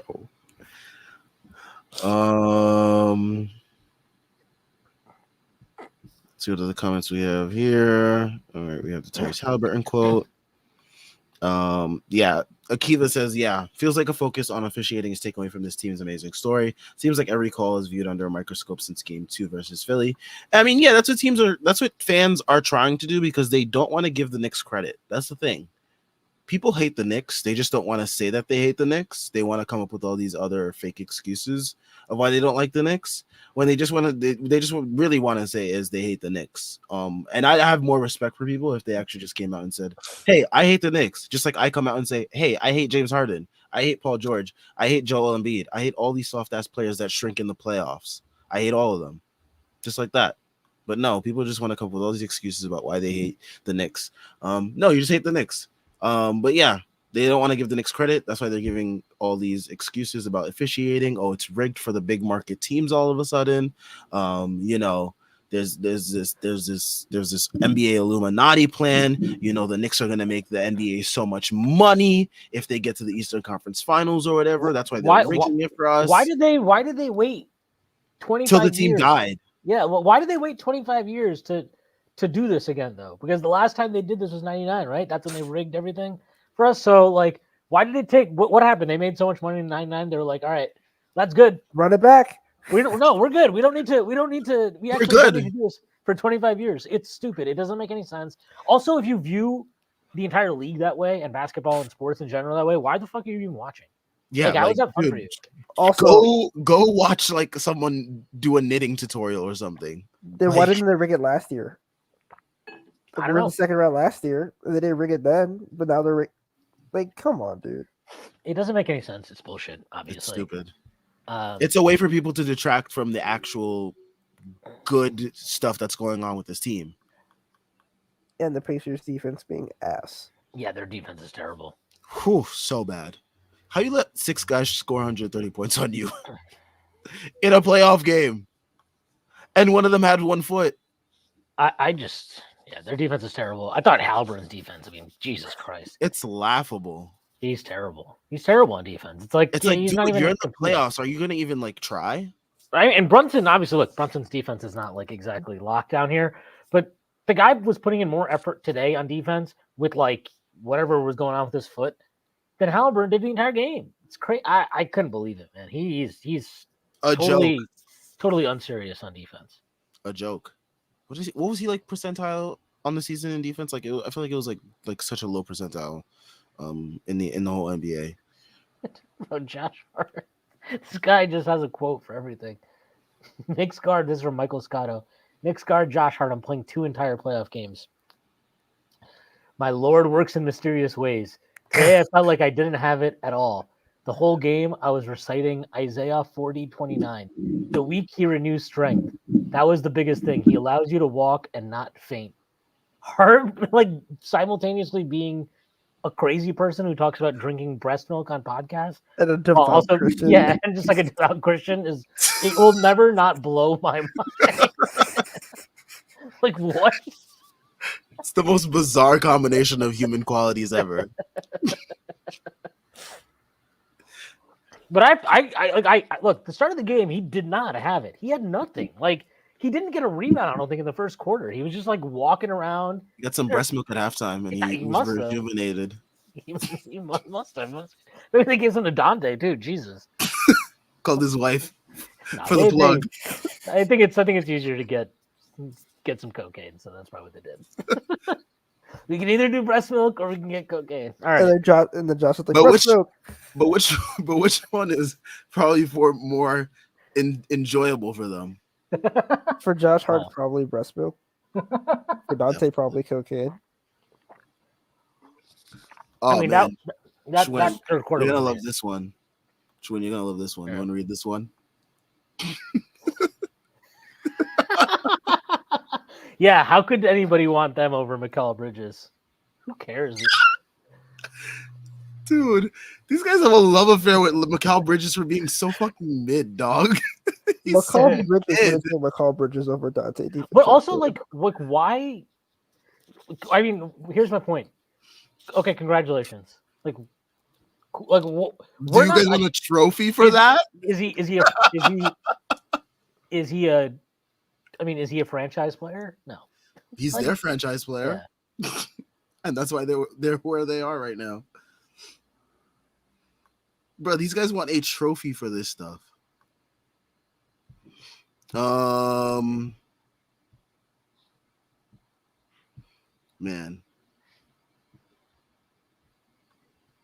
I still can't get over that Halliburton performance. That's not gonna happen.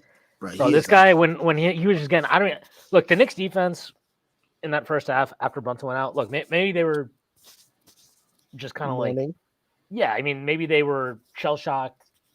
Maybe they were, like Josh Hart even said, like he didn't have anything. Maybe it was some accumulation of fatigue that they were feeling, and all that stuff kind of builds, and you just kind of let go of the rope a little bit. Their defense was an abomination in that first half. I mean, you're talking about there were like every possession, it just felt like Indiana was getting a wide open three with not anybody trying to close out to the shooter. It was pretty unbelievable to watch. And then to come out and defend did the way they did in that third quarter, especially. I mean, that was incredible. That switch flipped so quick. And they gave up 48 points, I think, in the second half after giving up 73 in the first. They scored 67 in the second half after they scored 63 in the first. I mean, and that was also the other thing is like, as bad as the defense was without Brunson, they were at least like, they actually were able to score the ball. So, to the point you guys are making about like, well, maybe it's not, maybe even without OG, they can do it. Like that would be the hope, because it's like, they just can't defend. They really just cannot defend. And that's it. Like, so you need someone for Siakam and be more locked in on the defensive glass in terms of boxing out and all that shit. Clean that up, and you still got a real good shot in the series. and not just that. I mean, not that they don't have a good shot anyway, but like they definitely still have a shot in the series. It's just 6 guys. It's hard, man. It's definitely hard. I did not anticipate that tweet about Nick Young to get as much steam as it's getting right now. Bro, all Sam does is have bangers and it'd be like, I didn't expect a banger, bro. Like, stop it. We get it, bro. You have clout. Bro, I did not expect the Nick Young one to take off as much as it did, but whatever. Okay. As long as it's Nick Young, sorta. good job. Talking shit about the Knicks. I don't go on anyone that talks shit about the Knicks. Only I could do that. Bro, Sam aggregation is gonna be so special. Yeah, once he leaves the gambling game and gets into the Content creation. I'm surprised you don't Twitter Blue yet. Or Bro, you so viral. I had it and they suspended my payouts. That's insane. You and they won't tell. I tried to appeal it. They won't tell me why. You got too much clout. They won't tell me. They won't tell me what I did to get suspended from that. But I wish I had Sam clout, bro. I got a little taste of it, and then Sam like doubled it up on me. Yo, you know what we need? We need Halliburton to make All NBA so badly. We do. I think he will. Oh, so they can pay him so much money. Yeah, he becomes a 5-year, $260 million contract. Oh my goodness! So that's a $52 million per year average annual value. I'm begging on my hands and knees for it. Jordan Bub Dante DiVincenzo was asked if he went to the locker room to check on Jalen Brunson after his injury. I had to go to the bathroom. I ain't gonna lie. I just like the fact that just like, oh yeah, Jalen like almost down at the court. Cool. Tape it up. Oh my gosh. Our good friend Khan Costa Metro Coast, he says, we have a team so good that the entire NBA fandom hate watches our games to yell about the refs. This is special. Never forget these times. You know what else? Another one that I saw today that was really good was, I don't know, some fucking Celtics account that was like, is Jalen Brunson the most overrated superstar in the NBA? And I was like, you know what? We've made it. At least he's calling him a superstar. Right? We're good. We are good. We are good. Oh man, it's just funny. It's just constantly. The goalposts keep moving. It was like first he's like, yeah, he's nice, but he's not like he's a good starter, but he's not really an all-star. He's an all-star, but can he really be like an all-NBA guy? Well, he's all-NBA, but is he a 1A? Is he really a 1A? Now it's he's the most overrated 1A ever. Yeah, is he? I guess he's just an overrated one. It's fine. But fucking Halliburton, apparently, we had to get on our hands and knees. We had to bow to him for the first 2 months of the season. Yeah. Bow to him because they made the final of the in-season tournament. By the way, which other team which team won the in-season tournament? Remind me of what they're doing now. Oh, that's right. They go on the couch with me. They got gentlemen swept by the Nuggets, who are basically like ready to give up against Minnesota. They were ready to give up 1 quarter into game 2 against Minnesota. That's insane. Shout out to Minnesota, man. Hopefully they do it, man. It'd be awesome if they won a championship, to be honest. Fun team over there. Defend the hell out of the ball. Bro, the NBA put out a highlight package of their defense against the Nuggets in that game too. Absolutely insane. Yeah, they had them in hell. Nickeil Alexander-Walker had Jamal Murray in the pits of hell, dog.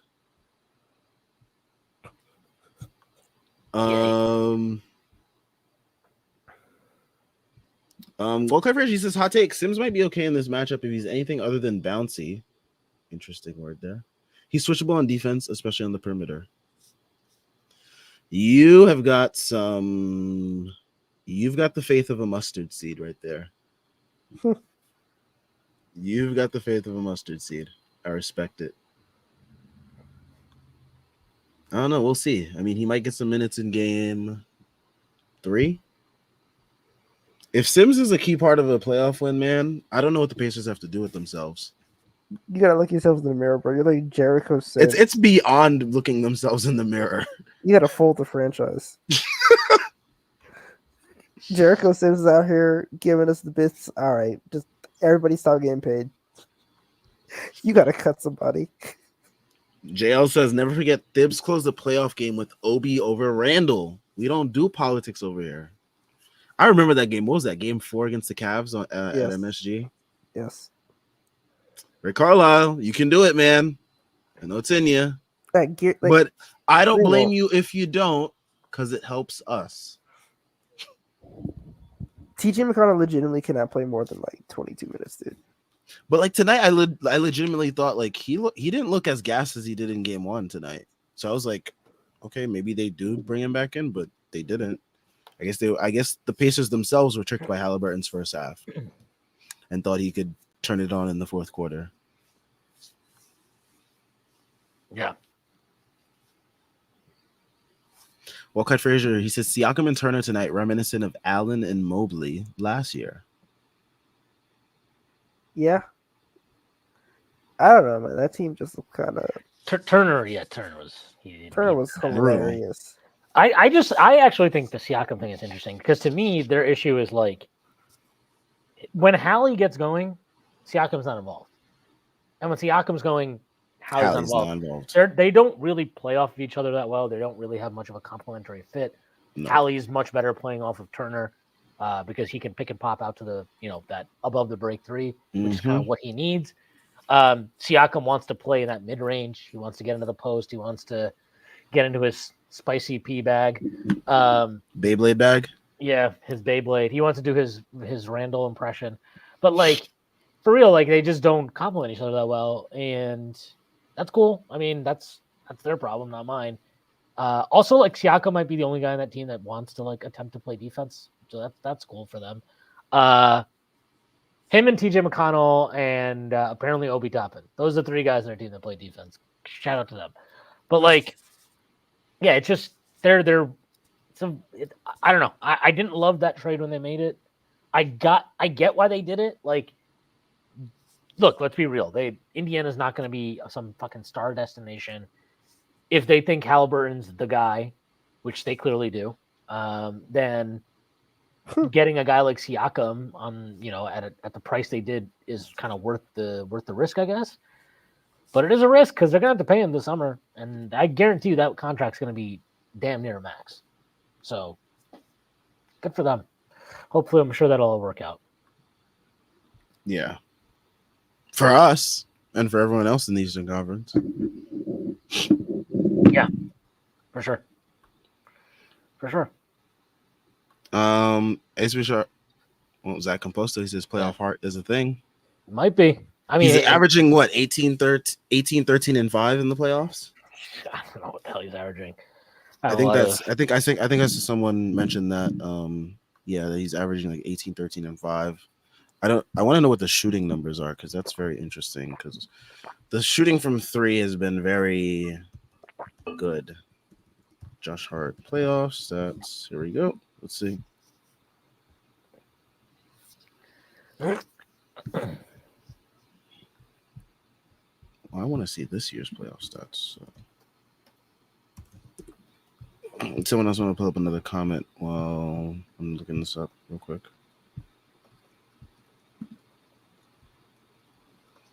So he's averaging 18, 12.8 rebounds, 5.3 assists, a steal, a block, shooting 47% from the field, 43.9% from 3, and 70% from the free throw line. Pretty good. Yep. Some good stuff right there. Let me see what Dante's averaging. I feel like this whole Villanova trio has just been like absolutely. I mean, Dante's beaten the last 3 games. Yeah, his last 3 games, he's really. I don't know what the hell happened to him during the start of that Philly series, but the last 3 games he's been. He had to get the Golden State out of him. Yeah, he had to get he was terrible at the Bucks in the playoffs too. Bucks fans were bitching about that. They were like laughing about it. Oh, of course he sucks in the playoffs again. Suck it, Bucks fans. Worry about your own bullshit ass team. Overall for the play, Damian Lillard is actually better, guys. Well, actually, but for the whole cool, bro. I know. I'm just doing the meme, man. I wear glasses at home. All right, dog. Does Tyrese wear glasses? He definitely does. Yeah, I do. All right. Well, for the whole 2024 playoffs, Dante is averaging 15.6 points, on 42% from the field and about 42% from three. Yeah, But I want to see the last last 3 or 4 games. 3 games. 3 games. Larry Zilro, what did John Hollander say today? Halliburton's 4-month hamstring healed overnight. It's a miracle. Uh, It is truly a miracle. just after Easter. Well, Clyde Fraser, Josh Hart, Eagle Scout, breast milk enjoyer. Yeah, dude, this guy's crazy. He's a fucking Eagle Scout. Dog, Dante Vincenzo's numbers in his last 3 games are crazy, man. 25.3 points per game, 4.3 rebounds, and 4 assists. He's hit about 5 threes in each of the games. He's shooting 50%. Well, yeah, he shot 55% in the his last 2. Some of the threes he takes, they're like the way he's shooting the ball. It's the so efficiency easy. is absolutely nuts. By the way, it's so easy, like how quick it's. I mean, some of those threes to start the third quarter were wild. I mean, this last game he was 10 of 20 from the field, so 50% from the field and 50% from 3. Game 1 versus Indiana, he was 59% from the field, 57% from 3. And that last game in the Philly series, he was 44% from the field and 56% from 3. I feel like he's also making layups now, which is great because he was just getting stuffed. He was getting stuffed at the rim against Embiid, and they're doing just a much better job cutting and stuff like that, for sure. Yeah, like this is the Dante we saw in the regular season. Took him a while to get adjusted, but we're here. Yeah. Villain X, he says, do you think the front office worries about postseason performance as much as fans do? Dante DiVincenzo shows he can show out. You think Knicks front office / coach worry about Randall as much as the fans do? I mean, I think to a degree. Yeah. Because it's like you invested a lot of money in a guy to be your number 2 option. And if he can't continue to perform in the playoffs, then it's concerning in a way. And you kind of have to find a way to, I guess, move off of him to at least make sure that you're supplementing the roster with guys that can perform in that situation. The one thing that does give me a little bit of hope is that Cat, who has been absolutely brutal in the playoffs before, seems to be coming around and playing like an actual good basketball player in the playoffs. That last game against the Nuggets was absolutely great from him, by the way. Yeah, so I'm seeing someone like Cat be able to perform. I feel like if you have the solid enough infrastructure of the personnel around, like the Timberwolves have great personnel around Cat, so like his stupidity isn't as loud or as bad as it was previously. I feel like the Knicks have a solid enough personnel and infrastructure where now if Randall does things, it's not going to be as loud. And I think that they have enough guys where he doesn't have to do too much where those fuck ups aren't that bad anymore. Well, I think I would say that I think it's different for different players. Like Dante's issue, one, he struggled like his first year or whatever the fuck it was in Milwaukee. Like that's a young player. It's not that big of a deal. Yeah. Golden State last year, like they basically needed him to be, and I guess we kind of do too. But he's like gotten more reps with it this year. Well, yeah, he's gotten more reps with it, but I also think like, again, I mentioned this now in like the last fucking 3 post games or something. I'm not saying this is all because of Brunson, but like I just don't think he'd be playing this well and this way with this much confidence on any other team in the NBA. Like, I just don't think it. Like, he's obviously playing with Brunson and he's playing with Hart, and these guys all have a connection that goes beyond their fucking, their fucking connection on the basketball floor with the Knicks, right? They're friends, like they're basically lifelong friends, or they will be lifelong friends. They're college friends, right? They've known each other since they were young, and that's a different. Like, there's just a trust level that is there that you don't get that. You don't get that. Like, he's not gonna get that shit. Where would he get that? Where's he gonna get that? He's gonna get that in fucking Cleveland or like Golden State or Milwaukee or New Orleans or Orlando, whatever. Name a fucking city. this isn't normal. Like you're not supposed to be playing professional sports with your buddies from college, like at the highest level and balling out. Like it's something is going on there that is not just about like Magic. DiVincenzo, his skill set, and it's there's like an energy there between those three, and they can lift themselves in ways like I'm sorry, like we saw Quentin Grimes was in that starting line to start the year. The guy looked like he was ready to cry every time he was on the floor.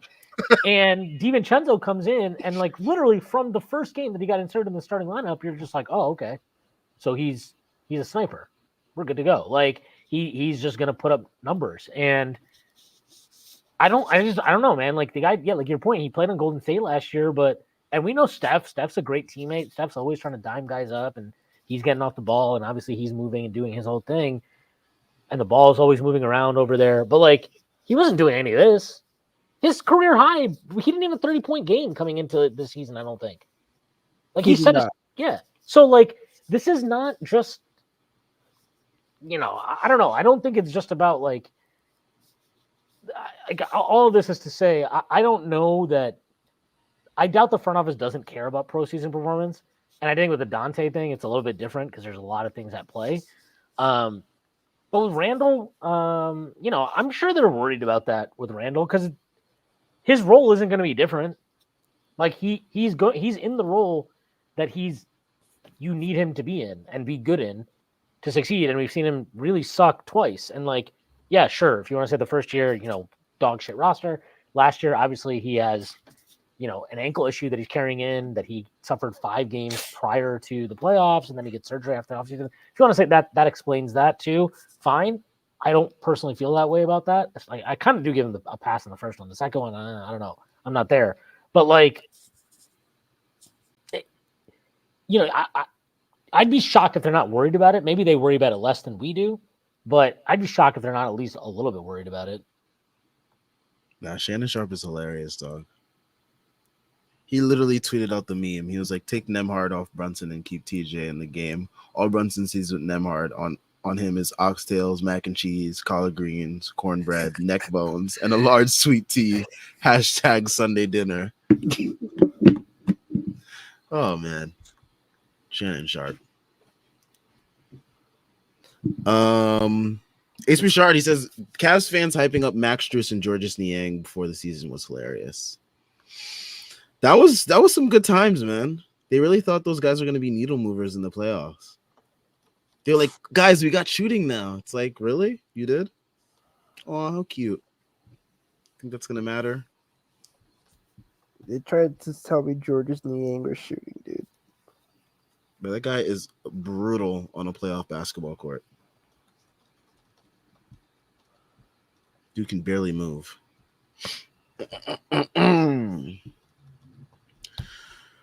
All right. Oh, this Shannon Sharp to you is so funny. Oh, you saw this week. Take Nemhard off Brunson and keep TJ in the game. All Brunson see with Nemhard on him is oxtails, mac and cheese, collard greens, cornbread, neck bones, and a large sweet tea. Hashtag Sunday dinner. Yeah, it's literally the video. Oh man, Shannon Sharp, what a guy. Let's see what else we got here.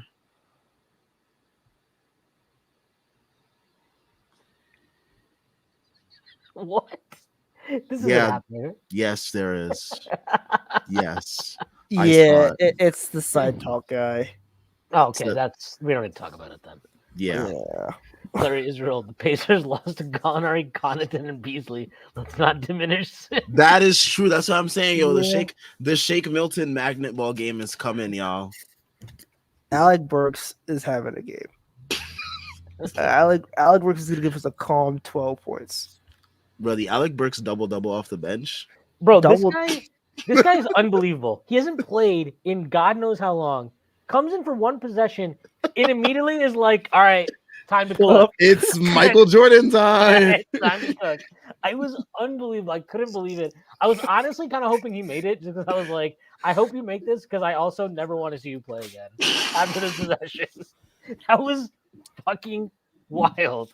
It's like, dude, you haven't like do you understand why you got benched? Do you get it? Is there anything going on up there? Nothing? Nothing at all.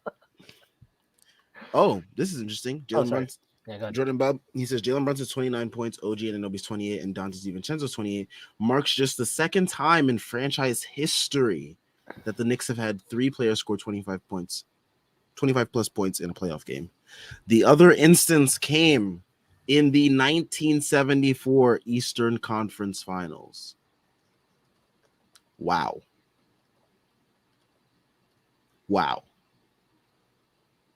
Yeah. Wow. That's insane. It's absolutely wild. It is It's it been, is certainly a step. it's been a long time of struggling for the Knicks. Even I wasn't alive for that, Tyrese. Isn't that crazy? I don't believe it. I've seen your beard. Hey, I trimmed it for Jamal Bowman today. Be nice. Chris Bernard says the one thing everyone said about the Siakam fit was he slows the offense down. Is the opposite of what the Pacers want to do. It was always weird fit. I actually don't agree with this. Like, he plays fast. He gets up and down the floor fast. They just don't combine in the half court well because their games aren't really compatible.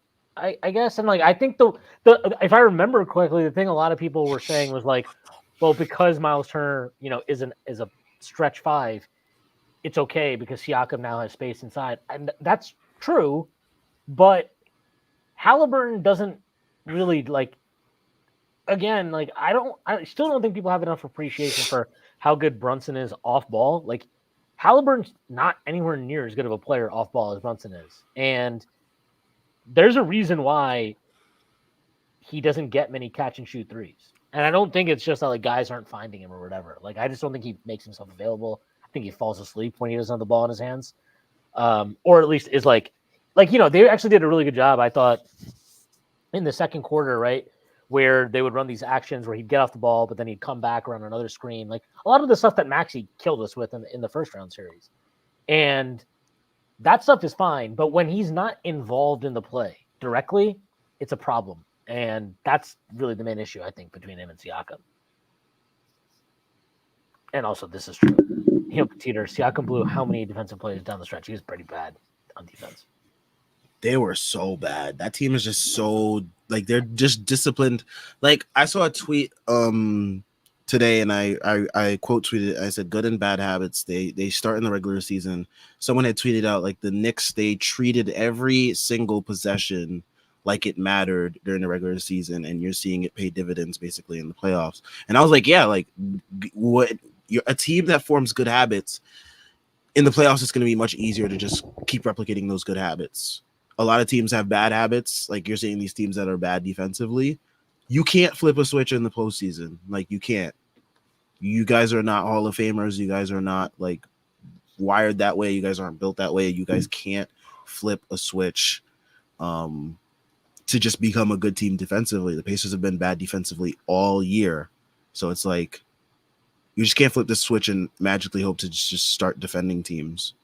And that's why you're giving up 130 to 6 guys. Yep.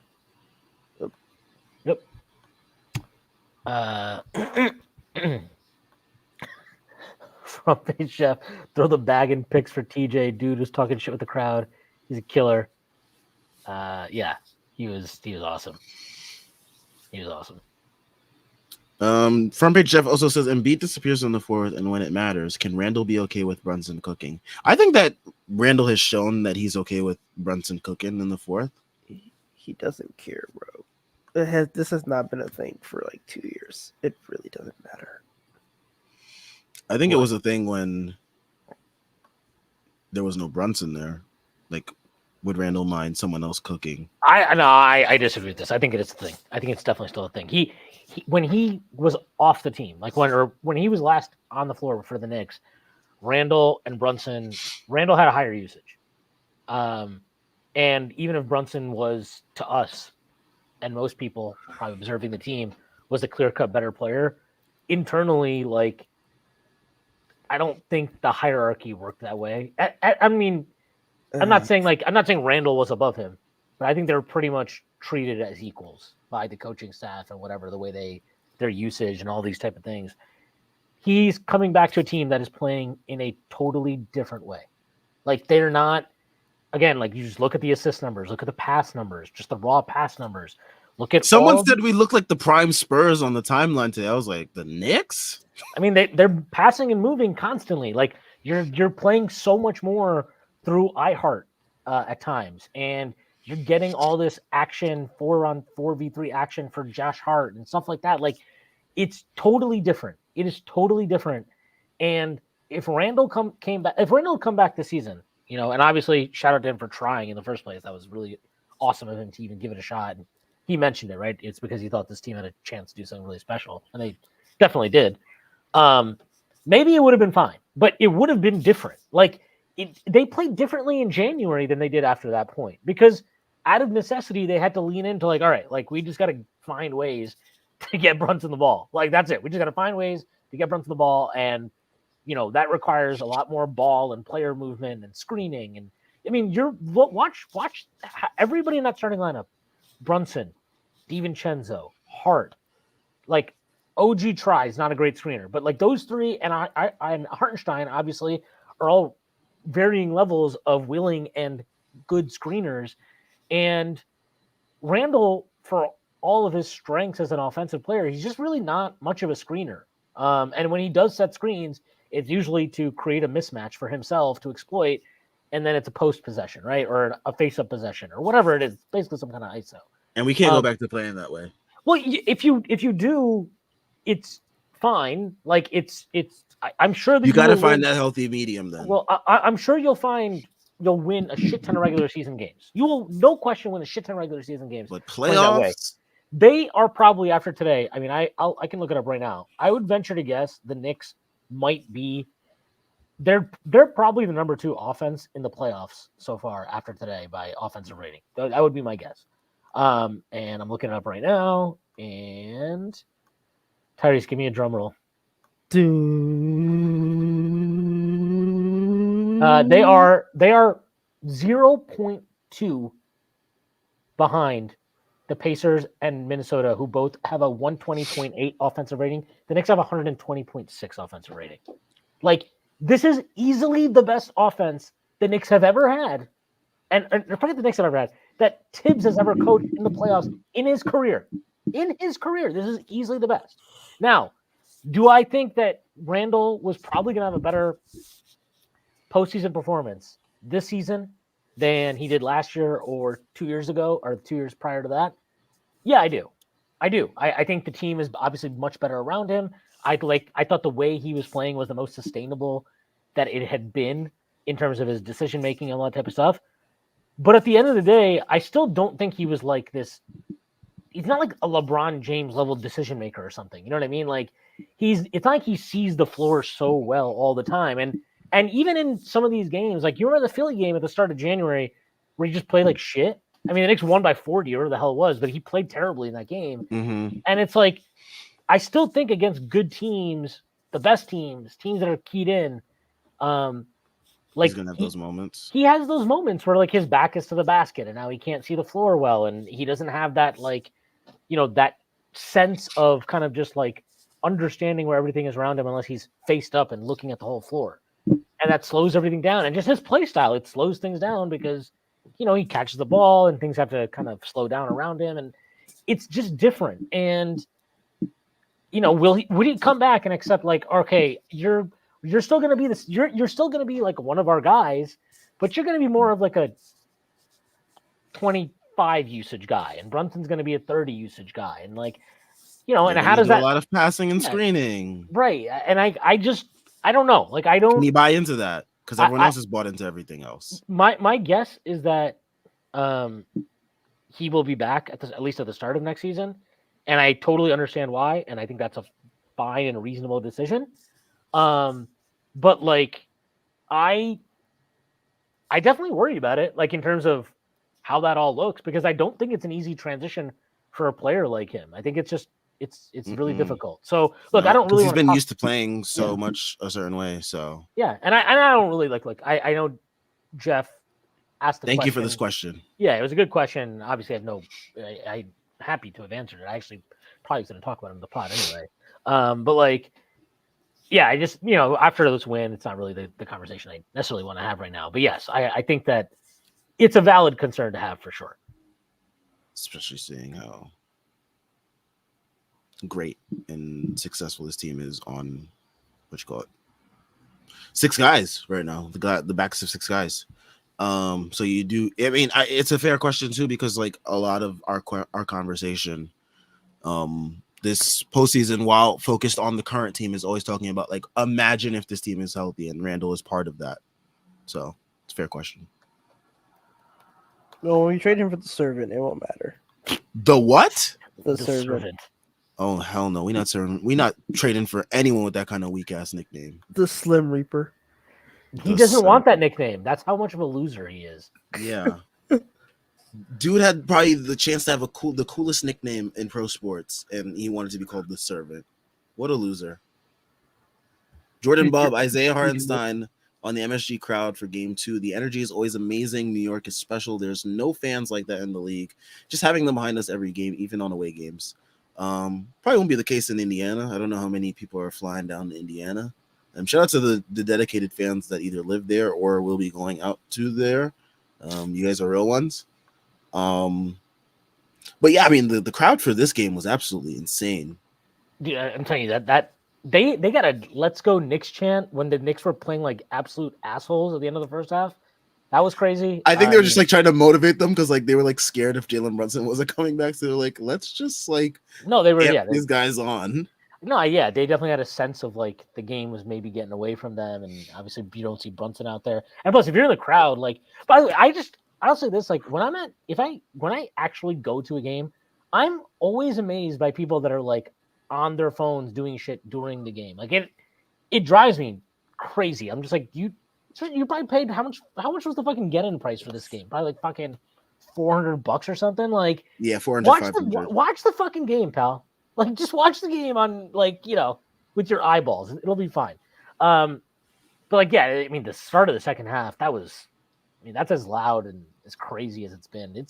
But who knows? It's like, I actually went back last night and I was watching, like, that fantastic finishes thing they do. I watched, like, all of those from the first round, and then the game 1 of the Pacers game on YouTube. And, like, dude, the crowd is just crazy for, like, all of those home games. It's kind of hard to determine which one's crazy. Dude, even fucking game 4 in Philly was crazy. Yeah, right? That was nuts. That was crazy. So, bro, like Deuce was about to shoot threes, and all you're hearing in the Philly crowd is Deuce. It's like, yo. All right, so let's transition to this question before we head out of here. No, dude. I'm sorry, I gotta read this because I'm sorry, we just need to make this man a Nick. This is from TJ McConnell. TJ McConnell on Rick Carlisle's Small Market comments regarding calls. We love Rick showing that type of energy on the court, but that's not the feeling we have in the locker room. We're not going to sit here and blame officials. We got to be better. It's just that simple. Wow. See, I'm not saying I respect anybody anymore just because like they just like turn on me and decide to bitch the next game. So, but good comment from TJ.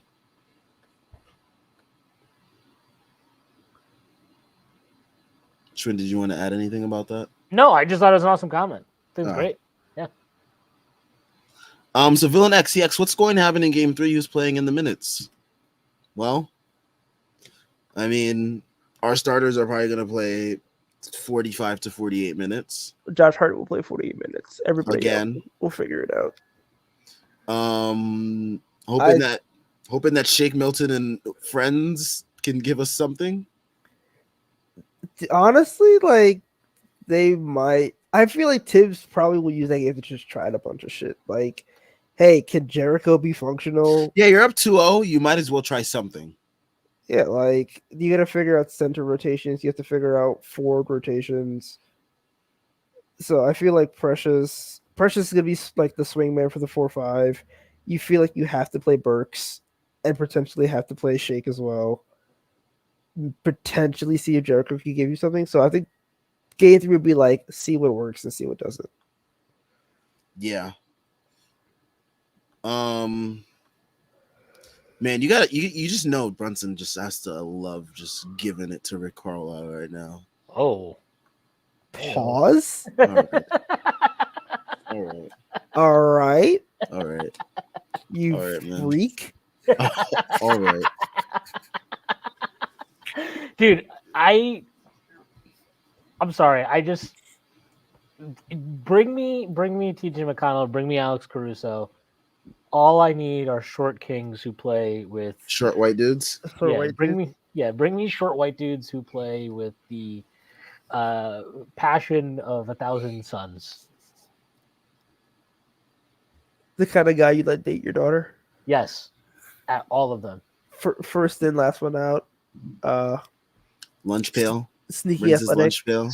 Somebody responded to that tweet that SNY put up with the TJ McConnell quote and said, Rick should punish TJ for contradicting his comments and not play him the rest of the series.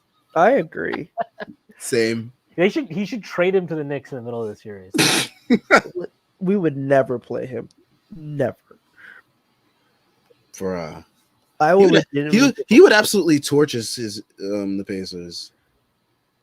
I will give them Randall for TJ McConnell, bro. I'm so serious. I legitimately. I'm so serious. What will you give us for TJ McConnell? We will give Julius you Julius Randle, Mitchell Robinson, and 5 first-round picks. but you have to send 2 of them to the Bulls so that you can reroute Alex Caruso to us too. And they're like, no deal. We really love TJ McConnell. We'll give you Brunson. You're trading for travel. Jalen, thank you so much for your service, but it's time that we bring in our real franchise point guard now. Legit. Bro, TJ McConnell will take years off of my life for this series, dude. God. All right. I think we're gonna end things here. Shout out to everyone that's been rocking with us for these 2 hours. Here we are, Thursday morning, 12:45. I have conferences today, so that's stupendous. But yeah, shout out to everyone that's been here. Make sure you guys leave a like, subscribe, follow if you're watching on Twitter. Game 3 is on Friday. I won't be on. I don't think Shwin will be on. Tyrese might be on.